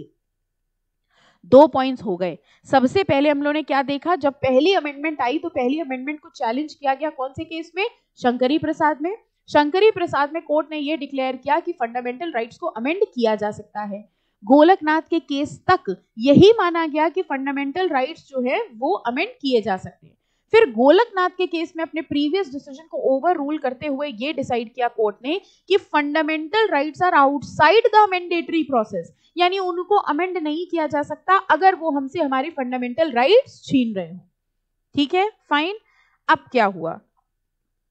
थर्ड देखो, to nullify the effect of Golaknath case. अब क्या हुआ होगा? गोलकनाथ के केस के बाद कुछ ऐसा हुआ होगा जिसमें गोलकनाथ की कही गई बात को नहीं माना जा रहा होगा. कह रहे हैं गोलकनाथ के इफेक्ट को नलीफाई करने के लिए पार्लियामेंट ने एक अमेंडमेंट भी पास कर दिया. कॉन्स्टिट्यूशन 24th अमेंडमेंट पास किया, introducing certain changes in article 13 and article 368 so as to assert the power of parliament denied to in Golaknath case to amend the fundamental right. बताओ, गोलकनाथ के केस के बाद लोगों को लगा, मतलब लोगों को क्या, कॉन्स्टिट्यूशन में ये हुआ कि भैया इसमें तो इन लोगों ने इसी में लड़ाई करना शुरू कर दिया कि अमेंड हो सकते हैं कि नहीं, तो हम एक काम करते हैं, हम कॉन्स्टिट्यूशन में ही अमेंडमेंट ले आए. और कॉन्स्टिट्यूशन में कौन सी अमेंडमेंट लाई? 24th amendment. और 24th अमेंडमेंट में इन्होंने आर्टिकल 13 और 368 में ही लिख दिया कि फंडामेंटल राइट्स को अमेंड किया जा सकता है. ठीक है, फाइन. 3 हो गए. पहला था शंकरी प्रसाद जिन्होंने कहा अमेंडमेंट हो सकती है. गोलकनाथ जिसने कहा अमेंडमेंट नहीं हो सकती है. 24th अमेंडमेंट आया जिसने क्या कहा कि अमेंडमेंट हो सकती है. ये लाइन आपको समझ में आई? To assert the power of parliament denied to in Golaknath case. मतलब गोलकनाथ केस में जो चीज अलाउड नहीं थी हम उसको अलाउ कर रहे हैं. यहां तक कोई दिक्कत? ठीक है, अगली लाइन देखो. The constitutional validity of 24th amendment was challenged in Keshavananda Bharti. अब क्या हुआ? पॉइंट नंबर 4 लिखो. 24th अमेंडमेंट आई. अब 24th अमेंडमेंट को चैलेंज कर दिया गया. कौन से केस में? केशवानंद भारती में. कहानी समझ आ रही? लड़ाई झगड़ा समझ में आ रहा है आपको? लड़ाई झगड़ा चल रहा है. ओके, 24th अमेंडमेंट जो था उसको चैलेंज किया गया केशवानंद भारती में. The supreme court upheld the validity of 24th constitutional amendment. हमको सिर्फ इतना पढ़ के बताओ, लेट मी सी कितनी लॉ आपको समझ में आई। 24th अमेंडमेंट आया, 24th अमेंडमेंट ने क्या कहा, फंडामेंटल राइट्स को अमेंड कर सकते हैं। उसको चैलेंज किया कौन से केस में, केशवानंद भारती में, लेकिन कोर्ट ने किसको सपोर्ट किया, अमेंडमेंट को ही। यानी उन्होंने कहा कि नहीं तुम चैलेंज करो या जो कहो, फंडामेंटल राइट्स को अमेंड कर सकते हैं। Okay, the supreme court upheld the validity of 24th constitutional amendment, holding that parliament can amend any part of the constitution। उन्होंने कहा केशवानंद भारती में चैलेंज जरूर हुआ, लेकिन उन्होंने कहा तुम्हारा चैलेंज जो है वो गलत है। 24th अमेंडमेंट में जो लिखा है वो सही लिखा है कि पार्लियामेंट जो है it can amend any part of the constitution including fundamental right. यानी केशवानंद भारती में चैलेंज तो हुआ, लेकिन जीता 24th अमेंडमेंट ही कि नहीं फंडामेंटल राइट्स या कोई भी चीज कॉन्स्टिट्यूशन के अंदर अमेंड की जा सकती है। लेकिन कोर्ट ने एक इंपॉर्टेंट लाइन ये लिख दी, but the court made it clear that parliament can not alter the basic structure और फ्रेमवर्क ऑफ द कॉन्स्टिट्यूशन। कह रहे हैं फंडामेंटल राइट्स अमेंड हो सकते हैं, लेकिन अमेंडमेंट का मतलब ये नहीं है कि तुम बेसिक स्ट्रक्चर ही हिला दो कॉन्स्टिट्यूशन का। फॉर एग्जाम्पल एक बात बताइए, कॉन्स्टिट्यूशन में एक अमेंडमेंट आई और उस अमेंडमेंट में ये लिखा हुआ था कि अब हमारी कंट्री में 2 सेट ऑफ गवर्नमेंट नहीं होंगी, एक ही गवर्नमेंट होगी। बताओ ये अमेंडमेंट हो सकती है? अगर ये अमेंडमेंट आई तो हमारी कॉन्स्टिट्यूशन का स्ट्रक्चर हिल जाएगा, हम फेडरल नहीं रहेंगे। Are you understanding? कह रहे हैं एक अमेंडमेंट आई और उस अमेंडमेंट ने कहा ज्यादा कुछ चेंज नहीं करेंगे, एक काम करो आर्टिकल 14 हटा दो। ये अमेंडमेंट हो सकती है, इससे स्ट्रक्चर हिल जाएगा। हमारे कॉन्स्टिट्यूशन का स्ट्रक्चर है इक्वालिटी, हमें हमारे देश में इक्वालिटी चाहिए, जस्टिस चाहिए। और अगर ऐसी कोई अमेंडमेंट आती है जिससे बेसिक स्ट्रक्चर हिल रहा है, ठीक है, ऐसी अमेंडमेंट नहीं होगी। अमेंडमेंट कर सकते हो, लेकिन ऐसी अमेंडमेंट नहीं होनी चाहिए जिससे बेसिक स्ट्रक्चर चेंज हो जाए। एक अमेंडमेंट कॉन्स्टिट्यूशन में ले आए, फ्रीडम हटाओ, सबके फ्रीडम खत्म करो, ये नहीं हो सकता। क्यों? फ्रीडम जरूरी है, सोवरेनिटी। हमारे कॉन्स्टिट्यूशन के प्रीएम्बल में लिखा है सोवरेनिटी, सोवरेनिटी मींस इंडिपेंडेंस। अगर आप फ्रीडम ही हटा दोगे फंडामेंटल राइट तो हम सोवरेन ही नहीं रहेंगे। तो कोर्ट ने केशवानंद भारती में कहा कि फंडामेंटल राइट अमेंड हो सकते हैं, लेकिन वो अमेंडमेंट कॉन्स्टिट्यूशन के बेसिक स्ट्रक्चर को नहीं हिलाना चाहिए। ठीक है, यहां तक की कहानी समझ में आई? सबसे पहले से स्टार्ट करते हैं। सबसे पहले पहली अमेंडमेंट आई, पहली अमेंडमेंट को चैलेंज किसने किया? शंकरी प्रसाद ने। शंकरी प्रसाद में कोर्ट ने क्या डिक्लेयर किया कि कॉन्स्टिट्यूशन को अमेंड किया जा सकता है। गोलकनाथ के केस तक यही माना गया कि कॉन्स्टिट्यूशन को हम अमेंड कर सकते हैं। फिर आए गोलकनाथ। गोलकनाथ के केस में क्या डिक्लेयर हुआ कि fundamental rights are outside the mandatory process, fundamental rights को अमेंड नहीं किया जा सकता। गोलकनाथ के बाद क्या हुआ? 24th amendment. अभी रुको, 24th अमेंडमेंट आई और 24th अमेंडमेंट में ये कहा गया कि फंडामेंटल राइट्स को अमेंड किया जा सकता है। 24th अमेंडमेंट को चैलेंज किया गया केशवानंद भारती केस में, लेकिन कोर्ट ने अपहेल्ड किया और 24th अमेंडमेंट को ही सपोर्ट किया कि नहीं फंडामेंटल राइट्स को चेंज किया जा सकता है। लेकिन हाँ, ये बात हम मानते हैं कि कोई भी अमेंडमेंट ऐसी नहीं हो सकती जिससे उसका बेसिक स्ट्रक्चर जो है वो हिल जाए। ठीक है, आपको ये समझ में आ रहा है? आंसर कैसे लिखोगे? पॉइंट वाइज लिख लेना, जितना जितना हमने आपको बताया है सिर्फ उसको इंग्लिश में ट्रांसलेट करके पॉइंट वाइज लिख देना और आपका आंसर ऑटोमेटिकली लीगल आंसर पता है क्यों बन जाएगा? आप केस लो के नाम देखो कितने लिख रहे हो। आप देखो, आप भले इंग्लिश में ट्रांसलेट करके लिखो, जो हमने हिंदी बोला उसको इंग्लिश में लिखना है, लेकिन आप अपने आंसर की क्वालिटी देखो, कितने केस और कितने एग्जैक्ट वर्ड्स आप यूज कर रहे हो। आप शंकरी प्रसाद लिख रहे हो, आप गोलकनाथ लिख रहे हो, 24th अमेंडमेंट, एक आंसर में you are using 3 case laws. इससे और लीगल आंसर क्या हो सकता है? 24th amendment. ठीक है, तो आपने करा कुछ नहीं है, जो हिंदी में समझे उसको ट्रांसलेट किया है, बट इस तरह से आपने आंसर लिखा है कि वो लग रहा है कि it is answer from the book. ठीक है, फाइन। अभी कहानी खत्म नहीं हुई है, आगे देखो। इसके बाद हुआ क्या? To neutralise the effect of this limitation. अब ये लिमिटेशन लग गई, 4th ये हो गया, तब यहाँ है 5th। ये लिमिटेशन लग गई कि ठीक है भैया बेसिक स्ट्रक्चर नहीं हिल सकते, और लड़ाइयां इतनी ज्यादा हो गई थी कि कॉन्स्टिट्यूशन ने 42nd अमेंडमेंट पास करी। अब ये याद रखने का तरीका समझना, पहली वाली जो अमेंडमेंट थी वो कौन सी थी? 24, और ये दूसरी कौन सी है? 42। समझ में आया कैसे याद रखोगे? कितने लोगों को लग रहा है इसमें कैसे याद रखें? 24, 42, ठीक, ये भी बोले लिख के बताओ। अच्छा, याद रखने का तरीका है सिर्फ to neutralise this effect, constitution ने एक नई अमेंडमेंट पास करी, 42nd अमेंडमेंट, और इसमें इन्होंने पता है क्या कहा, इन्होंने कहा लड़ाई झगड़ा बहुत कर लिया, अब हम कॉन्स्टिट्यूशन में लिख दे रहे हैं कि फंडामेंटल राइट्स अमेंड हो सकते हैं और इसके बाद कोई लड़ाई झगड़ा कर ना लेना। लिखा है इन्होंने, अभी हम पढ़ाएंगे। इतनी लड़ाई झगड़ा हो गई कि कॉन्स्टिट्यूशन ने कहा हम कॉन्स्टिट्यूशन में ही लिख दे रहे हैं कि फंडामेंटल राइट्स को अमेंड किया जा सकता है और अब इस टॉपिक पे कोई बहस नहीं होगी। ठीक है, देखो कह रहे हैं 42nd अमेंडमेंट आई जिसमें कॉन्स्टिट्यूशन के आर्टिकल 368 में 2 न्यू क्लॉजेज ऐड कर दिए, 2 नए क्लॉजेज ऐड करे। क्लॉज नंबर 4 ने क्या कहा, it has been provided that no amendment of the constitution made before और after 42nd amendment shall be questioned in any court on any ground।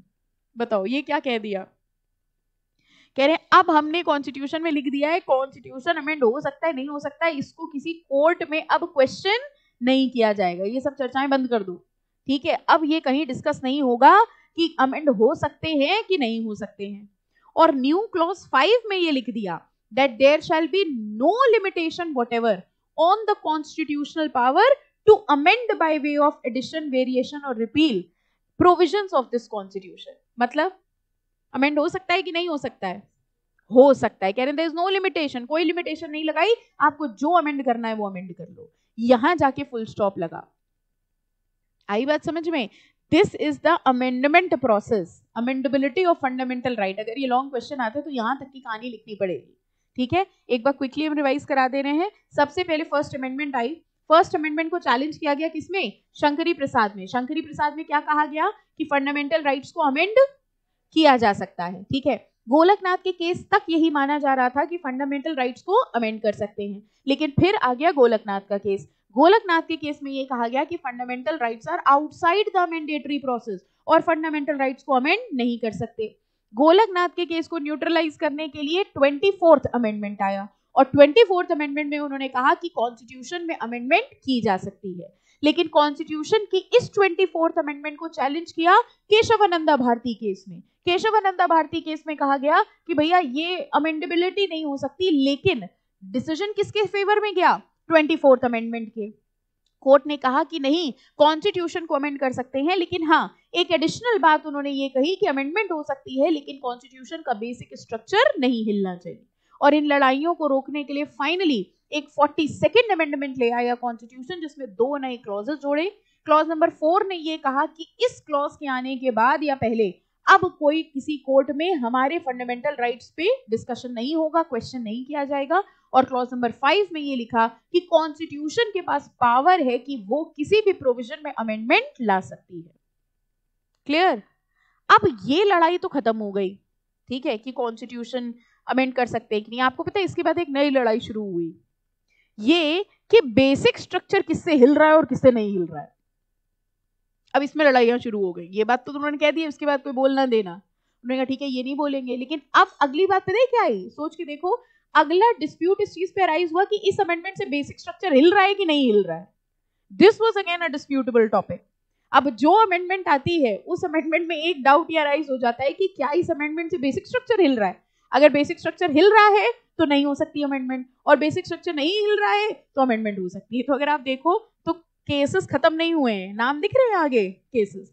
ये अब इस बात पे चर्चा छिड़ गई, अमेंडेबिलिटी ऑफ फंडामेंटल राइट्स यहीं तक था, ठीक है। लेकिन अब जो आगे डिस्कशन शुरू हो गया वो ये, जैसे देखो एक केस दिख रहा होगा वमन राव, दिखा, इसमें कह रहे हैं the supreme court held that amendments to the constitution made after 1973 by which 9th schedule was amended, regulations therein were open to challenge on the ground that they or any one or more of them are beyond the constitutional power since they damage the basic or essential feature of the constitution।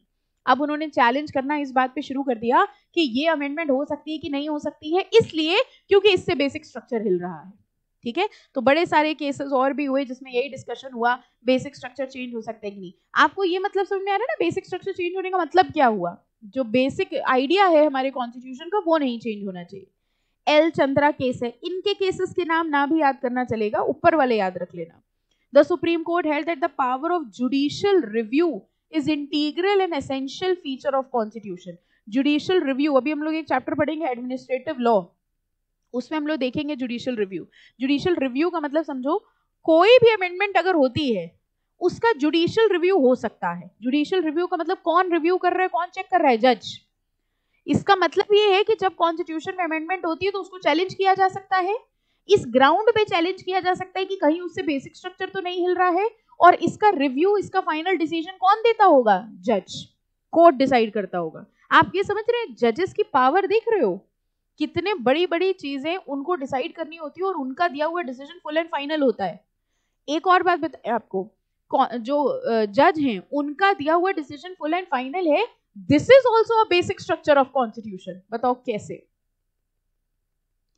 हम लोग ये कहते हैं हम नहीं बात मानेंगे supreme court की, या कोई चीज आई जज के सामने और जज उसमें गवर्नमेंट का फेवर करने लग जाए, ठीक है, ऐसी कोई अमेंडमेंट आती है, मान लो हम लोग ये कहते हैं जज जो है वो फैसला सुना सकता है, मान लो कॉन्स्टिट्यूशन में यही अमेंडमेंट आ जाए कि जजेस जो हैं अब वो आ गए गवर्नमेंट के अंडर, ठीक है, यानी जज कोई भी ऐसा डिसीजन नहीं दे सकता, कोर्ट्स कोई भी ऐसा डिसीजन नहीं दे सकता जो गवर्नमेंट के अगेंस्ट हो। ये भी तो अमेंडमेंट आ सकती है।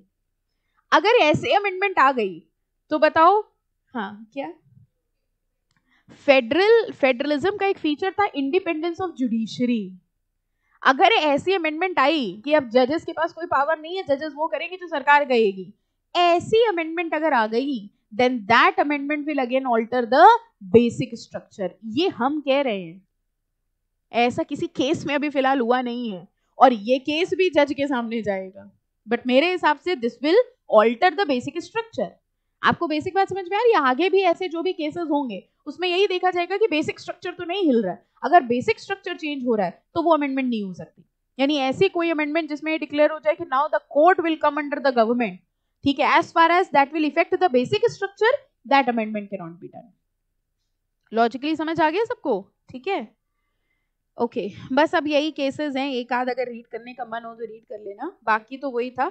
लास्ट में ये पढ़ लो, upholding the constitutional validity of amendment, the supreme court held that. Finally Supreme Court ने क्या कहा? None of the facets of Article 14 have been abrogated by the Constitution. When 1969 Act was put in the 9th schedule, the Act received immunity from Article 31. It is only that breach of principle of equality which is the character of destroying the basic framework of Constitution, which will not be protected by Article 31. ये यही बात कर रहे हैं कि जो भी act है, जैसे देखो ऊपर एक एक्ट था ना, लैंड रिफॉर्म्स या सीलिंग एक्ट, जो भी एक्ट बनते हैं ना उनकी वैलिडिटी पे सवाल उठाया जाता है। अब वो ये कहते हैं कि जैसे मान लो, लेट्स एक छोटा सा एग्जांपल लेते हैं, नॉट एग्जैक्टली दिस, जैसे मान लीजिए एक लॉ बना या लॉ बनी है लेबर वेलफेयर लॉ, ठीक है, तो अब एक पर्सन ये कह रहा है कि हम लेबर नहीं है, ये लेबर है, लेबर को तो इतने वेलफेयर मिल रहे हैं, हमको कोई वेलफेयर नहीं मिल रहा, ठीक है, तो आप इस लॉ को इनवैलिड डिक्लेयर कर दीजिए।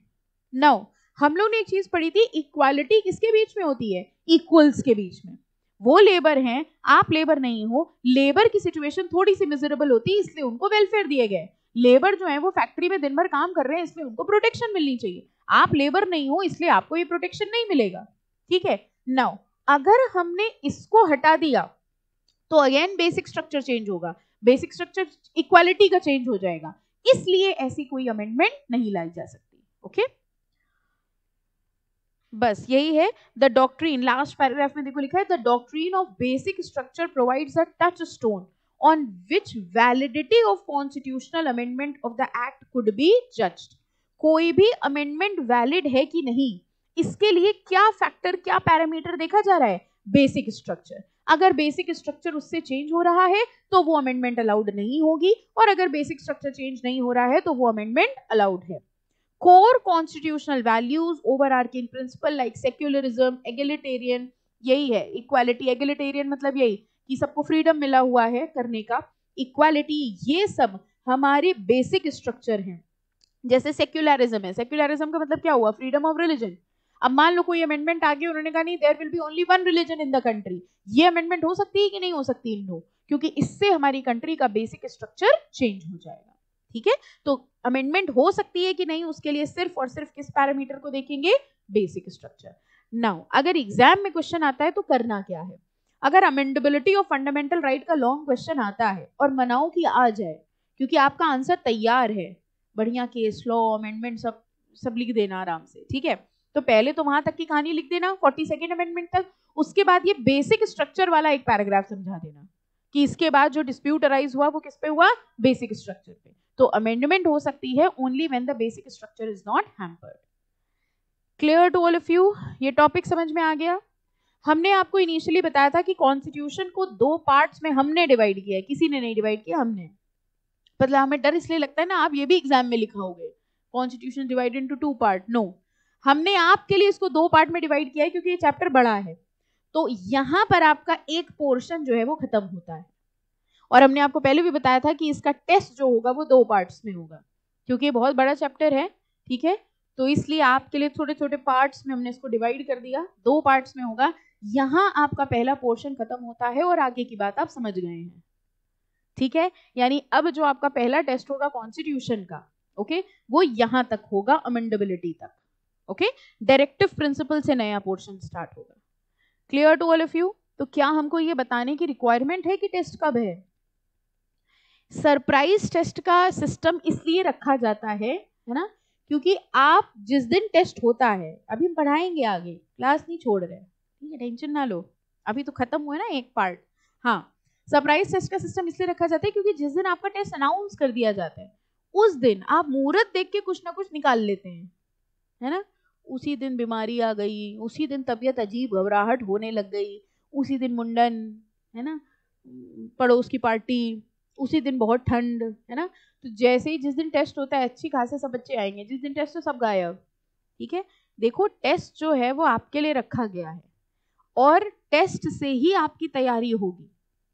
आप अभी आपको लगता है सरप्राइज सरप्राइज, फिर जब वहां पेपर आता है तब भयानक वाला सरप्राइज मिलता है आपको। अभी जो बच्चे एग्जाम देकर आए हैं, ठीक है, आपको थोड़ा सा डेटा शेयर कर ले, जो बच्चे भी एग्जाम देके आए हैं, तो येस्टरडे ओनली मॉड्यूल 2 की क्लास में आई वाज आस्किंग देम कि क्या एक्सपीरियंस रहा।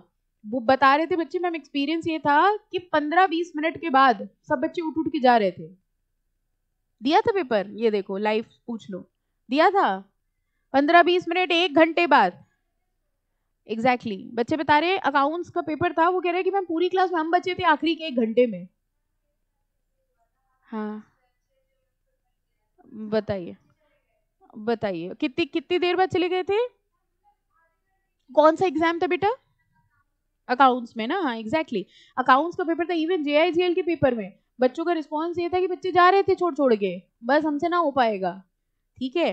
तो ये क्या होता है पता है, ये वही सरप्राइज मिलता है। यहाँ आप सरप्राइज लेते नहीं हमसे, वहां इंस्टीट्यूट से भाग नहीं सकते, ठीक है। तो when you see the paper, तो रेगुलर टेस्ट देने से होता है ये आपका डर खत्म हो जाता है, ठीक है।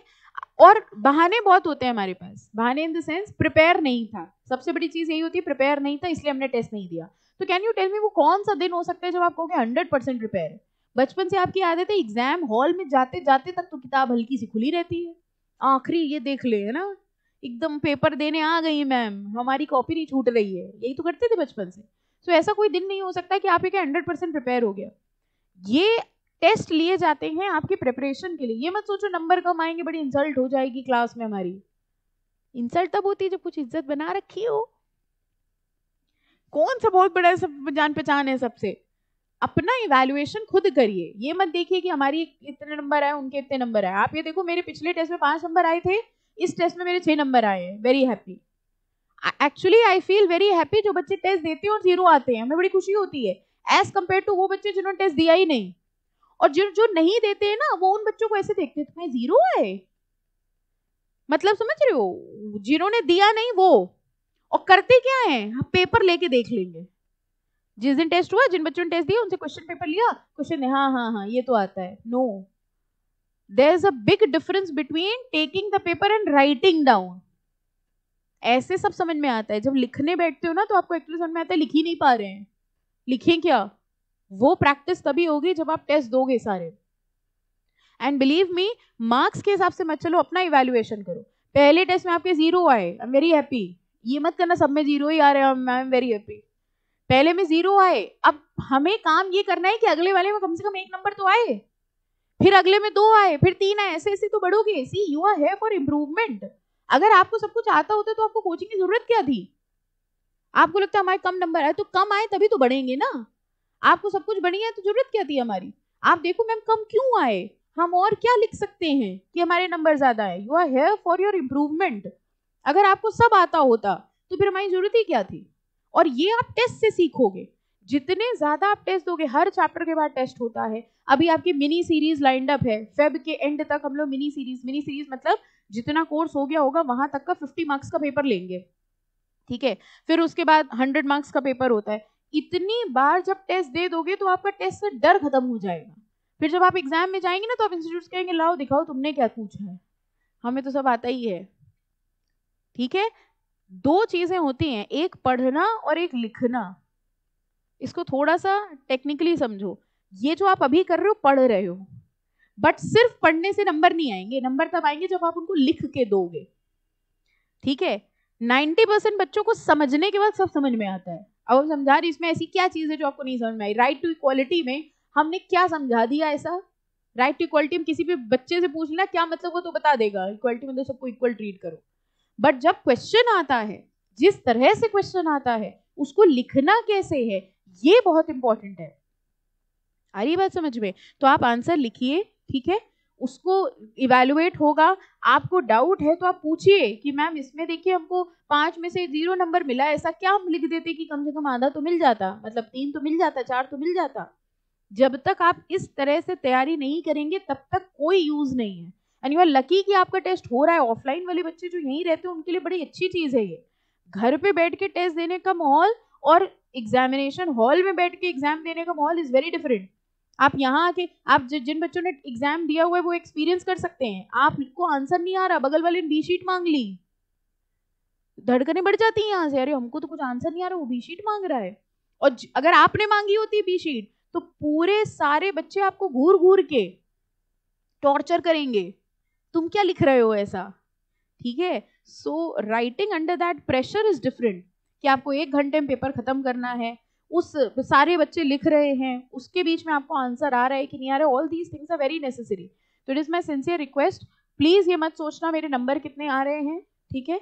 बिल्कुल, हम लोग जो नंबर की लिस्ट डिक्लेयर करते हैं व्हाट्सएप ग्रुप पे जो आती होगी या ऐप पे जो आती होगी, वो सिर्फ इसलिए ताकि आप ये देख सकें कि हाईएस्ट कितना आया, तभी तो कंपटीशन होगा। अब मान लो आपके 20 में से 2 नंबर आए, आप खुश है, हमारे ही 2 है, हाईएस्ट हमारा ही है, ठीक है। तो अगर मान लो 4 हाईएस्ट था, आपके 2 आए, तो आपको समझ में आया कि नहीं ठीक ठीक जा रहा है। मान लो 20 में से 20 हाईएस्ट था, आपके 2 नंबर आए, तो भी आपको आइडिया लग जाएगा। तो you need to just see कि व्हाट वाज द बेंचमार्क, ठीक है, हाईएस्ट कितने आए, हमारे कितने आए। अगर पॉसिबल हो तो जिसके हाईएस्ट है उसका पेपर देख लो एक बार कि उसने ऐसा क्या लिखा या किस पैटर्न में आंसर लिखने। एंड इफ नॉट पॉसिबल, बच्चा नहीं दे रहा है, कोई बात नहीं, लड़ाई झगड़ा मत करना, पेपर छीन लिया उससे, चुरा लिया, कुछ नहीं, ठीक है। सीधे हमारे पास आना, आप हमसे पूछो कि मैम हमें मिलना है, हमें बात करनी है, हमें बता दीजिए हमारे पेपर में हम क्या इंप्रूव कर सकते हैं।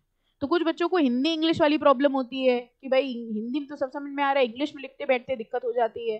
कुछ बच्चे कहते हैं आता सब कुछ है, क्वेश्चन देखते ही कुछ होने लग जाता है। अलग अलग बीमारियां हैं। हाँ, कुछ बीमारियां होती है ब्लैकआउट हो जाता है बच्चों को, सब हमें समझ नहीं आया कैसे होता है। बच्चे कहते पेपर देखते हमारा ब्लैकआउट हो गया था, सब ब्लैकआउट समझते हो, सब अंधेरा छा गया सब जगह। कुछ नहीं, दिमाग में अंधेरा छाया हुआ है और कुछ थोड़ी ना है। तो अगर आप तैयारी करते रहेंगे तो ये अंधेरा कभी नहीं आएगा। समझ आ गई बात? All the test are compulsory. अगर आप टेस्ट नहीं देंगे हमारे, ठीक है, तो हम आपके घर पे फोन करके बोल देंगे कि बच्चा क्लास में पढ़ने आता नहीं है। ये हम क्या बोलना चाह रहे हैं, आप समझ रहे हो? फिर वहां से रिप्लाई आता है यहाँ से तो रोज जाता है, बस मेरा काम हो जाता है। सोचो कैसे ब्लैकमेल करना पड़ रहा है मैं आपको, ठीक है। टेस्ट देना कंपलसरी है। ये बिल्कुल मत सोचना कि मेरी तैयारी नहीं है इसलिए हम नहीं देंगे। जितना आता है उतना लिखो। 5 में से 1 क्वेश्चन आता है, 1 क्वेश्चन लिखो। बहुत कुछ सीखने को मिलता है जब आप बैठ के टेस्ट देते हो, ठीक है। सो जितना आता है उतना लिखिए। नंबर के लिए बिल्कुल टेंशन मत लीजिए, you will get to know how to write the answer, ठीक है। और टेस्ट होता है ना तो प्रिपरेशन होती है। अगर आपने अपने माइंड में सोच लिया हमें तो टेस्ट देना ही नहीं है, फिर आप पढ़ेंगे भी नहीं। और जिस चैप्टर का टेस्ट की तैयारी आपने करी होती है और जिसकी नहीं की होती है, उसके प्रिपरेशन लेवल में बहुत फर्क होता है। पहले क्या हुआ, आपने क्लास छोड़ी। ऑफलाइन वाले बच्चों का एडवांटेज क्या है आपको पता है? जो यहाँ आके पढ़ते हैं उनको मजबूरी में झेलना पड़ता है। जैसे आप यहाँ आए, अब जो बच्चे यहाँ आए हैं, ठीक है, उनको 2 घंटे हमारी बकवास सुननी है, बर्दाश्त करनी है, और ना चाहते हुए चैप्टर हो गया। जो घर पे पढ़ते हैं ना रिकॉर्डेड, उनको दिक्कत पता है क्या होती है? अरे कल पढ़ लेंगे, अभी पिक्चर देख ले रहे, थोड़ी सीरीज कंप्लीट कर लें जरा, कल पढ़ लेंगे। कल जब आप आएंगे तो वो कल वाला हो चुका होगा। अब धीरे धीरे क्या हुआ, बढ़ गया, 4 लेक्चर पेंडिंग हो गए। ऑनलाइन वाले बच्चों के लिए ज्यादा स्पेशली बोल रहे हैं, 4 लेक्चर पेंडिंग हो गए। लेक्चर पेंडिंग हुए, यहाँ आपका प्रेशर शुरू कि मेरा कोर्स छूट रहा है, ठीक है। अब वो चैप्टर हमारा खत्म हुआ, हमने टेस्ट अनाउंस किया। वो बच्चा जिसके 4-5 लेक्चर पेंडिंग है वो क्या कह रहा है, मेरा हुआ ही नहीं है, तुम टेस्ट कैसे दें, ठीक है।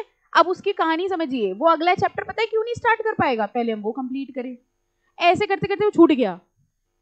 और जो बच्चे यहाँ आ रहे हैं ना, उनकी मजबूरी क्या है, कैसे नहीं सुनोगे, सुनना पड़ेगा, कान लेकर आए हो, ठीक है। तो अगर टीचर बोल रहा है तो आपको ना चाहते हुए सुनना पड़ेगा, आप क्लास के साथ साथ चलोगे, बाय डिफॉल्ट चलोगे। So that is the benefit, ठीक है। तो अगर आप ऑनलाइन पढ़ रहे हैं, रिकॉर्डेड पढ़ रहे हैं, तो फिर इतनी सिंसेरिटी रखो कि जो जिस दिन हुआ है उतना उस दिन कंप्लीट कर लिया, तब तो आप साथ में चल पाएंगे, ठीक है। जून के लिए वैसे भी बहुत कम टाइम होता है, लेवल ऑफ पेपर आप देख रहे हैं, कोर्स आप अपना देख रहे हैं, ठीक है। और अगर आप चाहते हैं कि इस कोर्स में आप पास होना चाहते हैं, तो फिर आपको उसी सिस्टम के हिसाब से चलना पड़ेगा जो सिस्टम है। जितने टेस्ट हो रहे हैं वो सारे टेस्ट देने हैं, सारे टेस्ट में आप अपना इवैल्यूएशन करेंगे, ठीक है। किसी और से कंपेयर मत करो, अपना देखो, ठीक है। फिर उस हिसाब से आप नेक्स्ट टेस्ट में उसकी इंप्रूवमेंट करिए। अगर आपको लग रहा है कि हम पढ़ तो रहे हैं, याद नहीं रहता, हम पढ़ते फिर भूल जाते, फिर पढ़ते भूल जाते, तो नोट्स बनाइए शॉर्ट में, एकदम शॉर्ट में नोट्स बनाओ। नोट से बार बार रिवाइज करोगे तो वो चीज दिमाग में रिटेन रह जाती है। अगर फुल नोट्स नहीं बना सकते तो जो केस लॉ के नाम है उनके नोट्स बना लो, जो पूरे चैप्टर में जो जो इंपॉर्टेंट केस लॉज हैं वो लिख लिए एक जगह, अब उनको लास्ट मोमेंट में रिवाइज कर लिया। जब नोट्स के फॉर्म में लिख लोगे तो वो माइंड में ज्यादा स्टे करेगा। So these are the ways in which you can work, ठीक है। इससे चीजें याद रहेगी। तो इतना बोलने के बाद आप टेस्ट देने के लिए कन्विंस हुए, बस कन्विंस ही कर रहे थे, हुए कन्विंस, देंगे सब लोग टेस्ट पक्का। जिन बच्चों ने अभी लेटेस्ट ज्वाइन किया है, आई थिंक उनका कंटेंट भी तैयार, इसीलिए हमने टेस्ट अभी रोक दिए थे, ठीक है। उनका कंटेंट अब तैयार है, भले ही आपने टॉट वाला टेस्ट ना दिया हो, लेकिन ये सबको देना मैंडेटरी है, वरना हम घर पे फोन कर देंगे कि बच्चा आ नहीं रहा है बहुत दिन से, फिर आप अपने लिए दूसरा घर ढूंढ लेना। हाँ बेटा, सेमेस्टर, अरे बीकॉम में क्या पढ़ना। हाँ, और सरप्राइज टेस्ट इसलिए, वही मैंने आपको बताया ना, सरप्राइज टेस्ट होगा, किसी भी दिन हो सकता है। अपना कंटेंट तैयार करके रखिए। जिस दिन एक्चुअली सरप्राइज टेस्ट हम लोग कैसे लेते हैं आपको पता है, जिस दिन सबसे ज्यादा अटेंडेंस होती है उस दिन टेस्ट ले लेते हैं, दैट इज द सरप्राइज, ठीक है। सरप्राइज टेस्ट में आपकी नॉलेज टेस्ट नहीं होती, सरप्राइज टेस्ट में आपकी हिम्मत टेस्ट होती है। ये लाइन समझ में आई, कितनी हिम्मत है पेपर देने की, नॉलेज नहीं टेस्ट। हम देखते ही नहीं आपने आंसर क्या लिखा है, हम तो ये देखते हैं कि आपके अंदर हिम्मत थी उसे फेस करने की, okay. So that is the thing, prepare करके रखिए, कभी भी हो सकता है। सेमेस्टर तो आते जाते रहते बेटा, जो आता जाते रहते उसकी टेंशन मत लिया करो, ओके। सो अब हम लोग स्टार्ट करेंगे पार्ट 2। आई होप कुछ लोग कन्विंस हुए होंगे टेस्ट देने के लिए। Directive principles of state policy, अब आगे बढ़ते हैं। एक होते हैं फंडामेंटल राइट्स। फंडामेंटल राइट्स जो होते हैं वो होते हैं पार्ट 3 ऑफ द कॉन्स्टिट्यूशन में, और पार्ट 4 ऑफ द कॉन्स्टिट्यूशन में क्या होते हैं, डायरेक्टिव प्रिंसिपल। ये जो डायरेक्टिव प्रिंसिपल्स होते हैं ये किसी भी गवर्नमेंट के लिए गाइडलाइंस होते हैं, ठीक है, कि आप अगर इलेक्ट होके आ रहे हैं तो आप देश को कैसे चलाएं, ठीक है। एक ऑनलाइन वाले बच्चे ने लिखा है, अच्छा 1 घंटे की क्लास ले रहे थे या जो भी बोल रहे थे, एक ऑनलाइन वाले बच्चे ने लिखा है, मैम टॉर्ट फील हो रहा है, बस करिए। हमें आपकी इस लाइन में अच्छी बात ये लगी कि इससे आपको टॉर्ट चैप्टर समझ में आ गया। I am feeling very good. ये बच्चा कल भी बोल रहा था, मैम इतना ज्यादा पढ़ा, कल भी क्लास हुई आज भी क्लास हुई, इतना ज्यादा पढ़ा देंगे हम लोग का क्या होगा। तो बच्चा इज सेइंग बहुत टॉर्ट फील हो रहा है, but I am literally feeling good कि टॉर्ट चैप्टर क्लियर है, इसका मतलब तभी तो उसने बोला टॉर्ट फील हो रहा है, ओके। चलिए, तो डायरेक्टिव प्रिंसिपल्स की बात कर रहे हैं हम लोग। डायरेक्टिव प्रिंसिपल्स सरकार के लिए गाइडलाइंस होती हैं कि आप देश को कैसे चलाएं। फंडामेंटल राइट और डायरेक्टिव प्रिंसिपल में जो सबसे बड़ा डिफरेंस होता है वो क्या, फंडामेंटल राइट्स आर मैंडेटरी, लेकिन डायरेक्टिव प्रिंसिपल मैंडेटरी नहीं होते हैं, ठीक है, सिर्फ गाइडलाइंस हैं। जैसे हमने आपको गाइडलाइन दी कि कोशिश करो टेस्ट दे दो, मैंडेटरी थोड़ी ना रखा, ओके। इसी तरह से फंडामेंटल राइट्स अगर पूरे नहीं हो रहे हैं तो हम सुप्रीम कोर्ट जा सकते हैं क्योंकि वो मैंडेटरी हैं, लेकिन डायरेक्टिव प्रिंसिपल्स मैंडेटरी नहीं होते। तो अगर हम लोग सीक्वेंस वाइज समझें तो सबसे ऊपर देखो क्या होते हैं, फंडामेंटल राइट्स, ठीक है, नीचे होते हैं डायरेक्टिव प्रिंसिपल, ऊपर नीचे का मतलब ये हो गए मैंडेटरी, और ये होते हैं रिकमेंडेटरी, ठीक है। लॉ जो होता है वो इसके बीच में होता है। लॉ बताओ मैंडेटरी होता है कि रिकमेंडेटरी? लॉ मैंडेटरी होता है, ठीक है। Law is also mandatory, follow करना ही पड़ेगा। यानी अब जरा कहानी समझना, सबसे ऊपर है फंडामेंटल राइट, फिर है लॉ, फिर है डायरेक्टिव प्रिंसिपल। हमको बताओ अगर फंडामेंटल राइट में और लॉ में कॉन्फ्लिक्ट होता है तो क्या प्रिवेल करता है? Fundamental right. लॉ में और डायरेक्टिव प्रिंसिपल में लड़ाई होगी तो कौन जीतेगा? लॉ, क्योंकि लॉ मैंडेटरी है, डायरेक्टिव प्रिंसिपल्स रिकमेंडेटरी है। एंड ऑब्वियसली अगर फंडामेंटल राइट में और डायरेक्टिव प्रिंसिपल में कॉन्फ्लिक्ट होगा तो क्या जीतेगा? Fundamental right. फंडामेंटल राइट होते हैं दादाजी, लॉ होते हैं पिताजी, और डायरेक्टिव प्रिंसिपल होता है बेटा। दादाजी में और पिताजी में लड़ाई होगी तो कौन जीतेगा? दादाजी।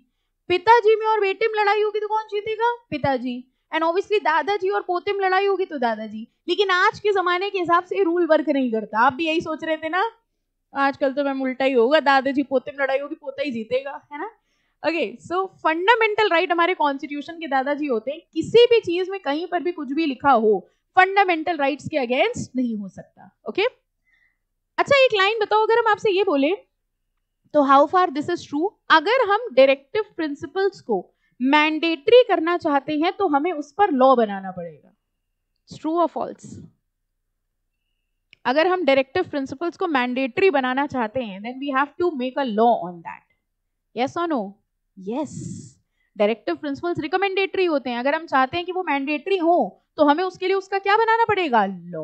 ओके, चलो देखते हैं।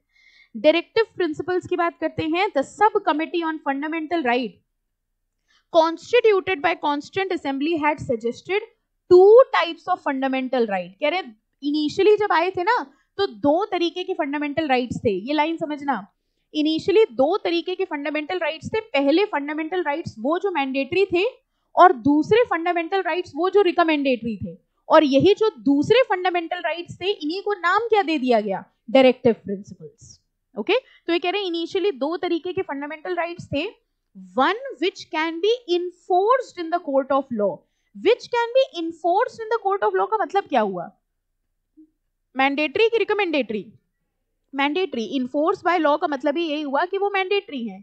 And the other which because of their different nature cannot be enforced in the law court। ये किसकी बात कर रहे हैं? डायरेक्टिव प्रिंसिपल्स की। Okay, later on however the former were put under the head fundamental rights as part 3। वो जो court से इन्फोर्स हो सकते हैं, वो जो रूल्स एंड रेगुलेशंस के लिए मैंडेटरी हैं, उनको कहा गया fundamental right, while the latter were put separately in part 4 of the constitution, और जिनको नाम क्या दे दिया गया? Directive principles of state policy. Clear हो गई ये बात? पार्ट 3 पार्ट 4, ठीक है।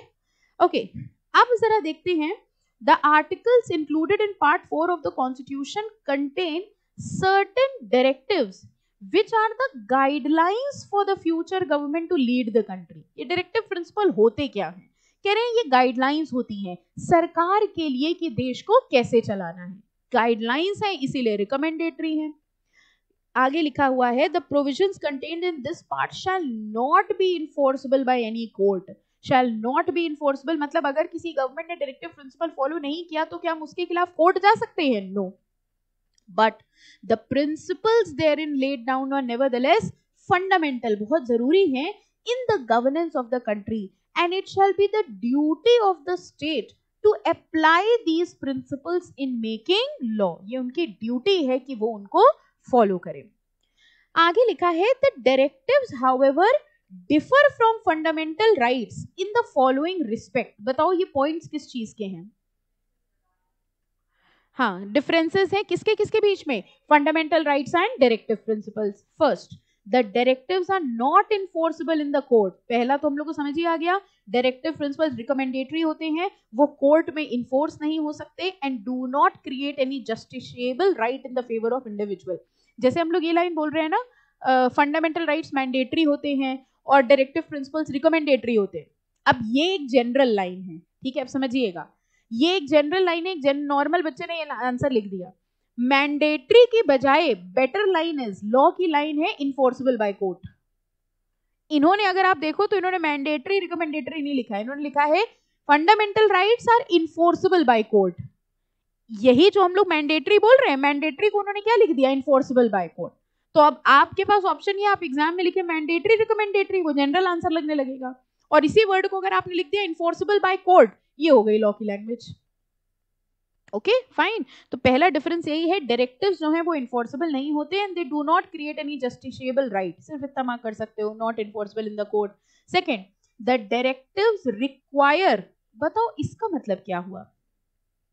The directives required to be implemented by legislation.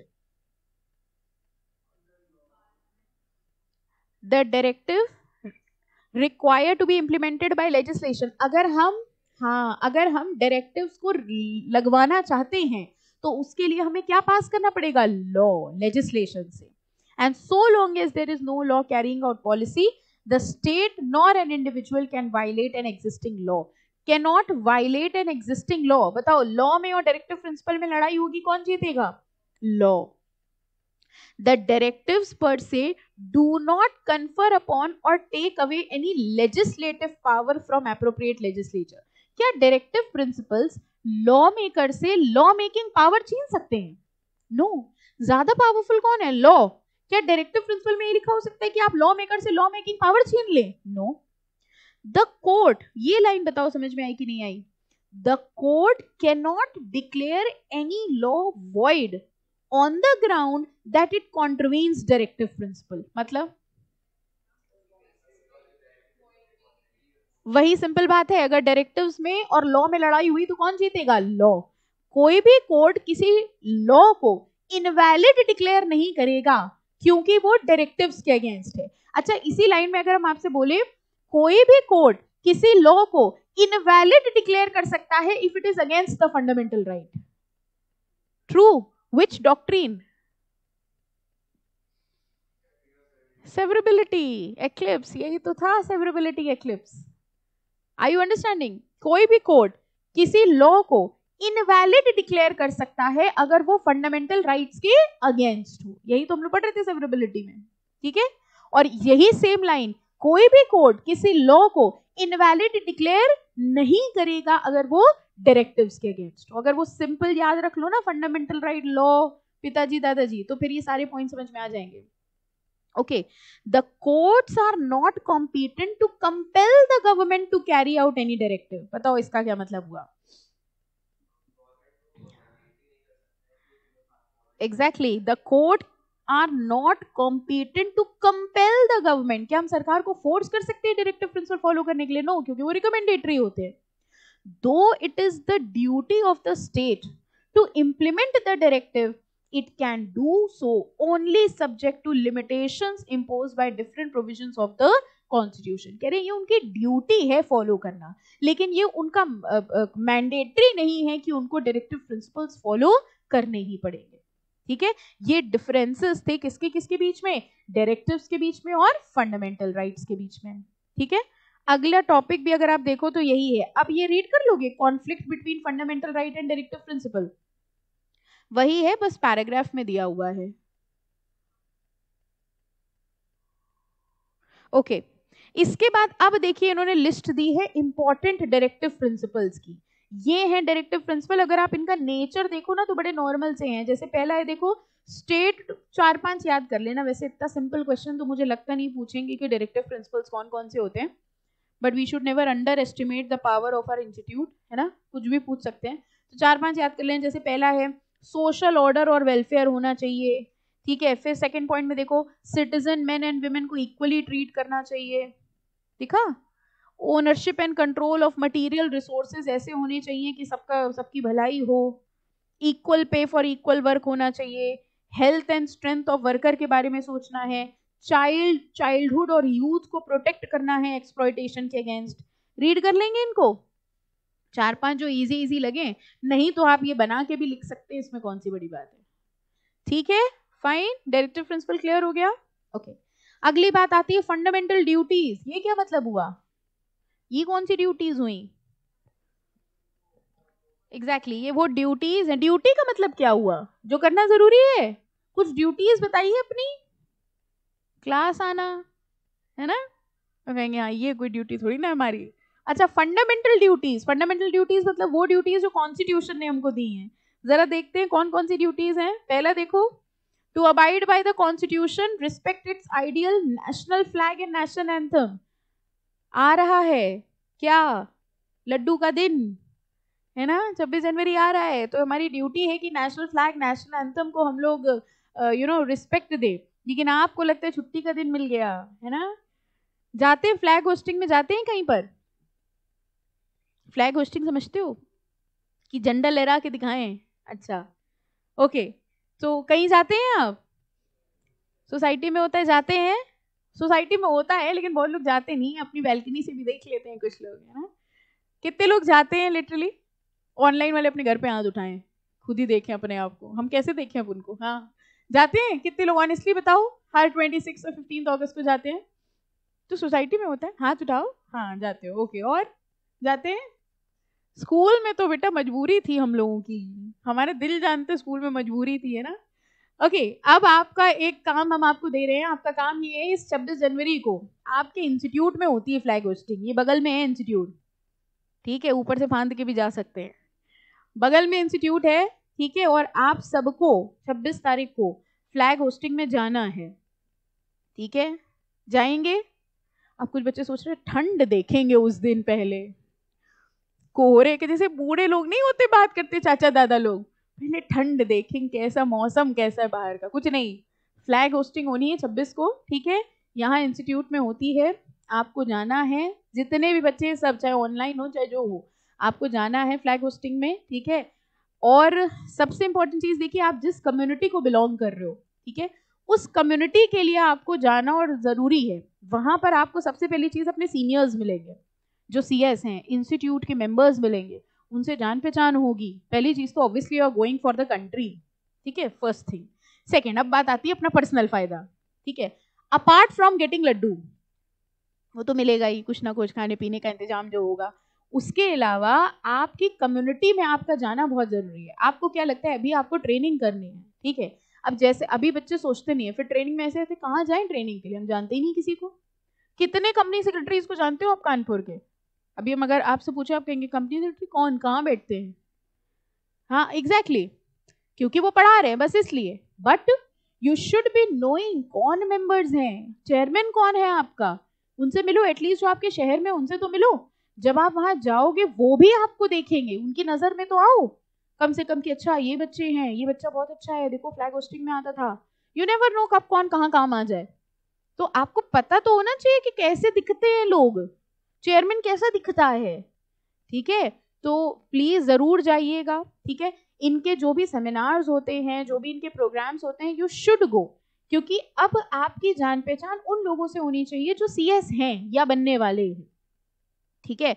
वही आपकी कम्युनिटी है, वही लोग। अगर आप प्रैक्टिस में जाएंगे या किसी भी चीज में जाएंगे, जॉब में जाएंगे, तो रेफरेंसेस कैसे मिलते हैं, जॉब्स कैसे मिलते हैं? ऐसे ही मिलते हैं जान पहचान से। प्रैक्टिस में जाएंगे तो प्रैक्टिस में काम कैसे मिलेगा आपको?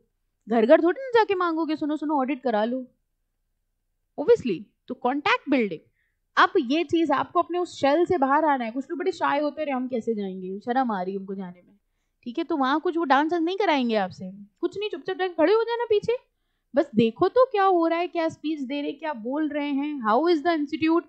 गए? कितने लोग गए हैं बगल में? एक बार गए हैं? वो भी वो जाते हो जब अपनी ईडीपी, वो सॉरी ओडीओपी होती है ना? तो यू शुड गो, हाँ यू शुड गो, हाँ very good very good, you should always go, ठीक है? तो जाइए, पार्टिसिपेट करिए, जो भी इवेंट हो रहा है उसके सर्टिफिकेट्स बड़े इंपॉर्टेंट होते हैं, ठीक है, इन सब चीजों में। तो इस 26 को सब जाएंगे पक्का? ठंड चाहे जितनी हो, बर्फ गिर रही हो, जाओगे जरूर, कंबल लेके चल जाना, ऐसी क्या बात है? So I want all of you to see over there. उनकी फोटो आती है, मैं एक एक गिरेंगे बच्चे अपने, ठीक है, कि हमारे सारे बच्चे वहां हैं कि नहीं है, ठीक है? चलो बोल देना, पेपर थोड़ा आसान बनाए, ठीक है? ओके तो कह रहे नेशनल एंथम को हमें रिस्पेक्ट करना है, to cherish and follow the noble ideas which inspired our national struggle for freedom. जिन लोगों ने देश को आजादी दिलाई उनको याद करना। ये हम लोग करते हैं ना 26 जनवरी 15 अगस्त को गाने बजाते हैं, जो वो गाने उन्हीं 2 दिन निकलते हैं, है ना? वो गाने पता नहीं कहाँ छिपे रहते हैं, अचानक से आ जाते हैं। अपनी कंट्री की सोवरेनिटी इंटेग्रिटी को प्रोटेक्ट करें। ये डी वाला पॉइंट आपसे होगा नहीं कभी, लिखा है टू डिफेंड द कंट्री और render national service when called upon two do so. ये पता है आपको, हर देश के कॉन्स्टिट्यूशन में एक लाइन लिखी होती है कि अगर कभी जरूरत पड़े तो आप अपने देश को बचाने के लिए जाएं। और एक ये रूल भी होता है कि जैसे वॉर की सिचुएशन होती है ना, तो अगर कभी जरूरत पड़ी तो जितने भी यंग लोग हैं, youth, they can be called for the service. आपको बुलाया जा सकता है लड़ने के लिए अगर कभी वॉर होती है। वैसे तो हमारे यहाँ की फोर्सेस जो हैं वो इतनी एप्ट हैं, but there is a provision कि अगर ऐसा होता है तो आपको बुलाया जा सकता है। तो जब आपको बुलाया जाए तो आपको जाना है। आप ये नहीं बोलेंगे हमारा तो जून में पेपर है, ठीक है, ये आपकी ड्यूटी है कि आपको जाना पड़ेगा। To value and preserve the rich heritage और कंपोजिट कल्चर। हमारे यहाँ की जो हेरिटेज है, हमारे यहाँ की जो मॉन्यूमेंट्स हैं, उनको हमें ध्यान से संभाल के रखना। उसमें दिल नहीं बनाना है, चीरा लगा के दिल बना के नाम लिख के नहीं आना है, उनको प्रिजर्व करना हमारी ड्यूटी है। लेक्स है, फॉरेस्ट है, रिवर है, ये सब संभाल के रखना हमारी ड्यूटी है। देखो लिखा है ना, टू सेवगार्ड पब्लिक प्रॉपर्टी, ये सब करना हमारी फंडामेंटल ड्यूटी है। कर लेंगे फंडामेंटल ड्यूटीज। ड्यूटी ना करना, एग्जाम के लिए पढ़ लेना। उम्मीद हमें नहीं है ड्यूटी आपसे हो पाएगी, ठंड बहुत है ना। चलो, so this was the portion of fundamental duties. We have done fundamental rights, ठीक है, we have done directive principles and we have done fundamental duties. अब आते हैं अगले पोर्शन पे, ऑर्डिनेंस मेकिंग पावर। ये क्या है ordinance? What is ordinance? Temporary law, ठीक है, शॉर्ट में अगर हम बोले टेम्पररी लॉ। पहले तो हमको बताओ लॉ कैसे बनता है। ज्यादा तो नहीं हो रहा आपके साथ, टॉर्ट तो नहीं हो रहा, बता देना जैसे ही हो रहा हो, फिर हम बैटरी दिखाएंगे अपनी। हाँ एग्जैक्टली। देखिए हम लोग ने एक चीज बचपन में पढ़ी थी कि लॉ कैसे बनता है, how does a bill becomes an act, ठीक है। अब बिल क्या होता है, सबसे पहले दोनों हाउसेस ऑफ पार्लियामेंट में पास होता है। दोनों हाउसेस उसको देखते हैं, जब उनसे पास हो जाता है तो वो किसके पास जाता है? प्रेसिडेंट के पास। प्रेसिडेंट अपनी असेंट देता है। जब प्रेसिडेंट अपनी असेंट दे देता है तो वो बिल क्या बन जाता है? लॉ, यानी कि एक्ट, ओके, इन्फोर्सेबल हो जाता है। नाउ कई बार ऐसा होता है कि कोई मैटर आया पार्लियामेंट के सामने, लेकिन पार्लियामेंट के पास लॉ बनाने की सिचुएशन नहीं है। For example, the houses are not in session, ठीक है, या कोई एक हाउस सेशन में नहीं है। जब कोई एक हाउस सेशन में नहीं है या दोनों हाउस सेशन में नहीं है या पार्लियामेंट से लॉ नहीं बन पा रहा है, लेकिन उस मैटर पे लॉ बनाना बड़ा जरूरी है, ऐसी सिचुएशन में जो प्रेसिडेंट होता है वो क्या करता है? टेम्पररी लॉ बना देता है, ठीक है। और इस टेम्पररी लॉ को क्या कहा जाता है? ऑर्डिनेंस। टेम्पररी लॉ क्यों कह रहे हैं? क्या लॉ बनाने की पावर प्रेसिडेंट के पास है? नो, प्रेसिडेंट लॉ सिर्फ इसलिए बना रहा है कि भैया जब तक पार्लियामेंट नहीं बना पा रही है तब तक के लिए ये रूल लागू हो जाए। जब पार्लियामेंट द्वारा बनाया गया लॉ आ जाएगा तो हमारा ये ऑर्डिनेंस का जो स्कोप है वो खत्म हो जाएगा, हमारा ये ऑर्डिनेंस अपने आप सीज हो जाएगा। पार्लियामेंट सेशन में आ जाए, सेशन में आने के बाद या तो वो इस टॉपिक पे लॉ बनाएंगे या तो नहीं बनाएंगे, वो कुछ भी करे, ऑर्डिनेंस का जो ऑपरेशन है वो सीज हो जाएगा। ऑर्डिनेंस बनाने की पावर दो लोगों के पास होती है, एक तो होती है प्रेसिडेंट के पास, दूसरा गवर्नर। जैसे सेंट्रल लेवल पे होता है प्रेसिडेंट, वैसे ही स्टेट लेवल पे कौन होता है? गवर्नर। जैसे सेंट्रल लेवल पे होता है प्राइम मिनिस्टर, वैसे ही स्टेट लेवल पे। पक्का? पक्का? ये जो गवर्नर आपने बताया, ये गवर्नर कौन? वही होता है जिसका नोट पे नाम लिखा होता है। सही बताओ, ये पता था कि गेस करा? अच्छा, ये पता है कि नोट में गवर्नर का साइन होता है, नाम होता है, ये पता है कि नोट पे सिर्फ वही दिखता है कि कितने का है। वो आरबीआई का गवर्नर होता है, ये गवर्नर स्टेट का होता है, ठीक है। तो जैसे प्रेसिडेंट होता है वैसे ही गवर्नर होता है, जैसे प्राइम मिनिस्टर होता है वैसे ही चीफ मिनिस्टर होता है, ठीक है। तो दो लोगों के पास होती है ordinance making power. Central level पे होती है किसके पास? प्रेसिडेंट के पास। और स्टेट लेवल पे किसके पास होती है? गवर्नर के पास। सबसे पहले देखेंगे ordinance making power of the president. Okay, in article 53 of the constitution lays down that executive power, ये लाइन मार्क करो, executive power of the union shall be vested in the president. Union का मतलब क्या हुआ? Central, ठीक है। Central की जो पावर है वो किसके पास होती है? प्रेसिडेंट के पास। The president of India shall thus be the head of executive power of the union. अब देखो कह रहे हैं एग्जीक्यूटिव पावर का मतलब होता है carrying on the business of the government. सरकार का जो काम है कैसे हो रहा है, इसका हेड कौन होता है? प्रेसिडेंट। और प्रेसिडेंट के अंदर देखो कौन कौन सी अथॉरिटीज आती हैं, देखो नेक्स्ट पेज में लिखा हुआ है, एडमिनिस्ट्रेटिव पावर है इनके पास, मिलिट्री पावर है इनके पास, लेजिस्लेटिव पावर है। बताओ प्रेसिडेंट के पास लेजिस्लेटिव पावर कहां होती है? लेजिस्लेटिव पावर तो पार्लियामेंट के पास होती है। How can you tell me president is having legislative power? Ordinance. President के पास लॉ बनाने की पावर नहीं होती, लेकिन प्रेसिडेंट के पास टेम्पररी लॉ बनाने की पावर होती है, जिसको क्या कहते हैं? Ordinance. And judicial power, judicial power, president कहां जज बनता है? हाँ, मर्सी पिटिशन। कई बार क्या होता है, जैसे मान लीजिए कोर्ट ने डिसीजन दे दिया, ठीक है, अब एक ऐसा मतलब एक प्रोविजन है हमारे कॉन्स्टिट्यूशन के अंदर कि अगर कोर्ट ने फाइनल डिसीजन दे दिया है, लेकिन अगर आप रिक्वेस्ट फाइल करें प्रेसिडेंट के पास, तो हो सकता है प्रेसिडेंट आपकी सजा माफ करा दे। मर्सी पिटिशन कह सकते हैं इसको, ठीक है, ग्रांटिंग ऑफ पार्डन्स, माफी दे दे। तो आप प्रेसिडेंट को चिट्ठी लिखें और आप कहें कि भैया ये है, आप हमारी सजा माफ करा दे, तो प्रेसिडेंट के पास पावर होती है कि वो पार्डन ग्रांट कर दे, उनको जुडिशियल पावर कहा जाता है। ओके, तो देखिए 4 पावर्स होती है इनकी। पहली होती है administrative power, that is execution of law, administration of departments of the government. सरकार के जितने भी डिपार्टमेंट्स हैं, उन डिपार्टमेंट्स को मैनेज करने का काम भी कौन करता है? प्रेसिडेंट।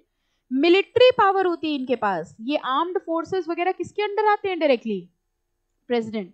लेजिस्लेटिव पावर होती है summoning, prorogation etcetera of legislature, जिसको हम लोग और क्या कह सकते हैं? Ordinance. And fourth is judicial power, that is granting of pardon, reprieve etcetera to the person convicted of crime. तो एग्जीक्यूटिव से कंट्री को मतलब यूनियन को अगर हम लोग देखें तो उसका हेड कौन होगा? प्रेसिडेंट। और अगले देखो उनकी लिखी हुई है ordinance making power. The most important legislative power conferred on the president is to promulgate ordinances. Article 123 of the Constitution provides that, जरा लाइंस देखिएगा, President shall have the power to legislate by ordinances at any time when it is not possible to have a parliamentary enactment. इस line का मतलब बताओ। जब parliament से law बनाना possible नहीं है, तब प्रेसिडेंट के पास पावर है कि वो लेजिस्लेट करता है ऑर्डिनेंस के थ्रू। एक बात बताओ, अगर पार्लियामेंट के थ्रू लॉ बन सकता है तो फिर प्रेसिडेंट थोड़ी ना बनाएगा। प्रेसिडेंट तभी बनाएगा जब पार्लियामेंट्री इनैक्टमेंट के थ्रू लॉ नहीं बनाया जा सकता। पार्लियामेंट्री इनैक्टमेंट मतलब both houses of parliament. Okay, the ambit of the ordinance making power of president is coextensive with the legislative power. इस लाइन का मतलब बताइएगा, that is to say it may relate to any subject in respect of which parliament has a right to legislate। इस line को पढ़ के हमको सिर्फ इतना बताओ, प्रेसिडेंट कौन से मैटर्स पे लॉ बना सकता है जिसपे पार्लियामेंट लॉ बना सकती है? अब देखिए आपको लाइन समझ में आने लग गई है। It may relate to any subject in respect of which parliament has a right to legislate. अगर पार्लियामेंट के पास उस मैटर पे लॉ बनाने का अधिकार है, तो उस मैटर पे टेम्पररी लॉ बनाने का अधिकार प्रेसिडेंट के पास भी होगा। ठीक है, okay. This independent power of executive to legislate by ordinance has the following peculiarities। अब जरा ये points देखना। First, the ordinance making power will be available to the president only when both the houses of parliament have been prorogued or is not in session। जब दोनों houses session में नहीं हैं, तब president जो है वो ordinance बना सकता है, so that it is not possible to have a law enacted by the parliament। However, ordinance can be made even if only one house is in session। मान लो एक हाउस सेशन में है तो ऑर्डिनेंस बन सकता है, क्योंकि लॉ बनने के लिए दोनों हाउसेस चाहिए। अगर दोनों हाउसेस नहीं है मतलब लॉ नहीं बन सकता, और लॉ नहीं बन सकता तो क्या बन सकता है? ऑर्डिनेंस। ठीक है, this power is exercise by the president on the advice of council of minister. आपको क्या लगता है प्रेसिडेंट खुद बनाएगा बैठ के लॉ? नो, प्रेसिडेंट को सपोर्ट कौन करेगा? Council of ministers. ओके, इस लाइन का मतलब क्या हुआ? President must be satisfied about the need for ordinance and he can not be compelled. Force कर भी किसको रहे हैं हम लोग? प्रेसिडेंट को। हम लोग प्रेसिडेंट को फोर्स कर सकते हैं कि नहीं तुम्हें इस पे ऑर्डिनेंस बनाना ही पड़ेगा? नो, कह रहे हैं प्रेसिडेंट को अगर जरूरी लगेगा तो वो ऑर्डिनेंस बनाएगा, नहीं तो नहीं बनाएगा। ठीक है, और जरा ये पॉइंट देखो, the ordinance must be laid before the parliament when it reassemble. अब जब वो सेशन में आए पार्लियामेंट तो उनके सामने ऑर्डिनेंस रखा जाएगा। And shall automatically cease to have an effect at the expiration of 6 weeks from the date of reassembly. मतलब रीअसेंबल हुआ पार्लियामेंट, वहां से 6 महीने के हफ्ते 6 हफ्ते बाद, ठीक है, वो क्या चीज सीज हो जाएगी, ऑर्डिनेंस ऑटोमेटिकली सीज हो जाएगा। मतलब जैसे पार्लियामेंट सेशन में आया, अब पार्लियामेंट से कहा जा रहा है तुम लॉ बना लो, ठीक है, या तो तुम लॉ बनाओ या तो तुम ना लॉ बनाओ, 6 हफ्ते बाद वो ऑर्डिनेंस जो टेम्पररी लॉ बनाया था वो ऑटोमेटिकली खत्म हो जाएगा। क्लियर? और ये 6 हफ्ते कहां से काउंट होंगे,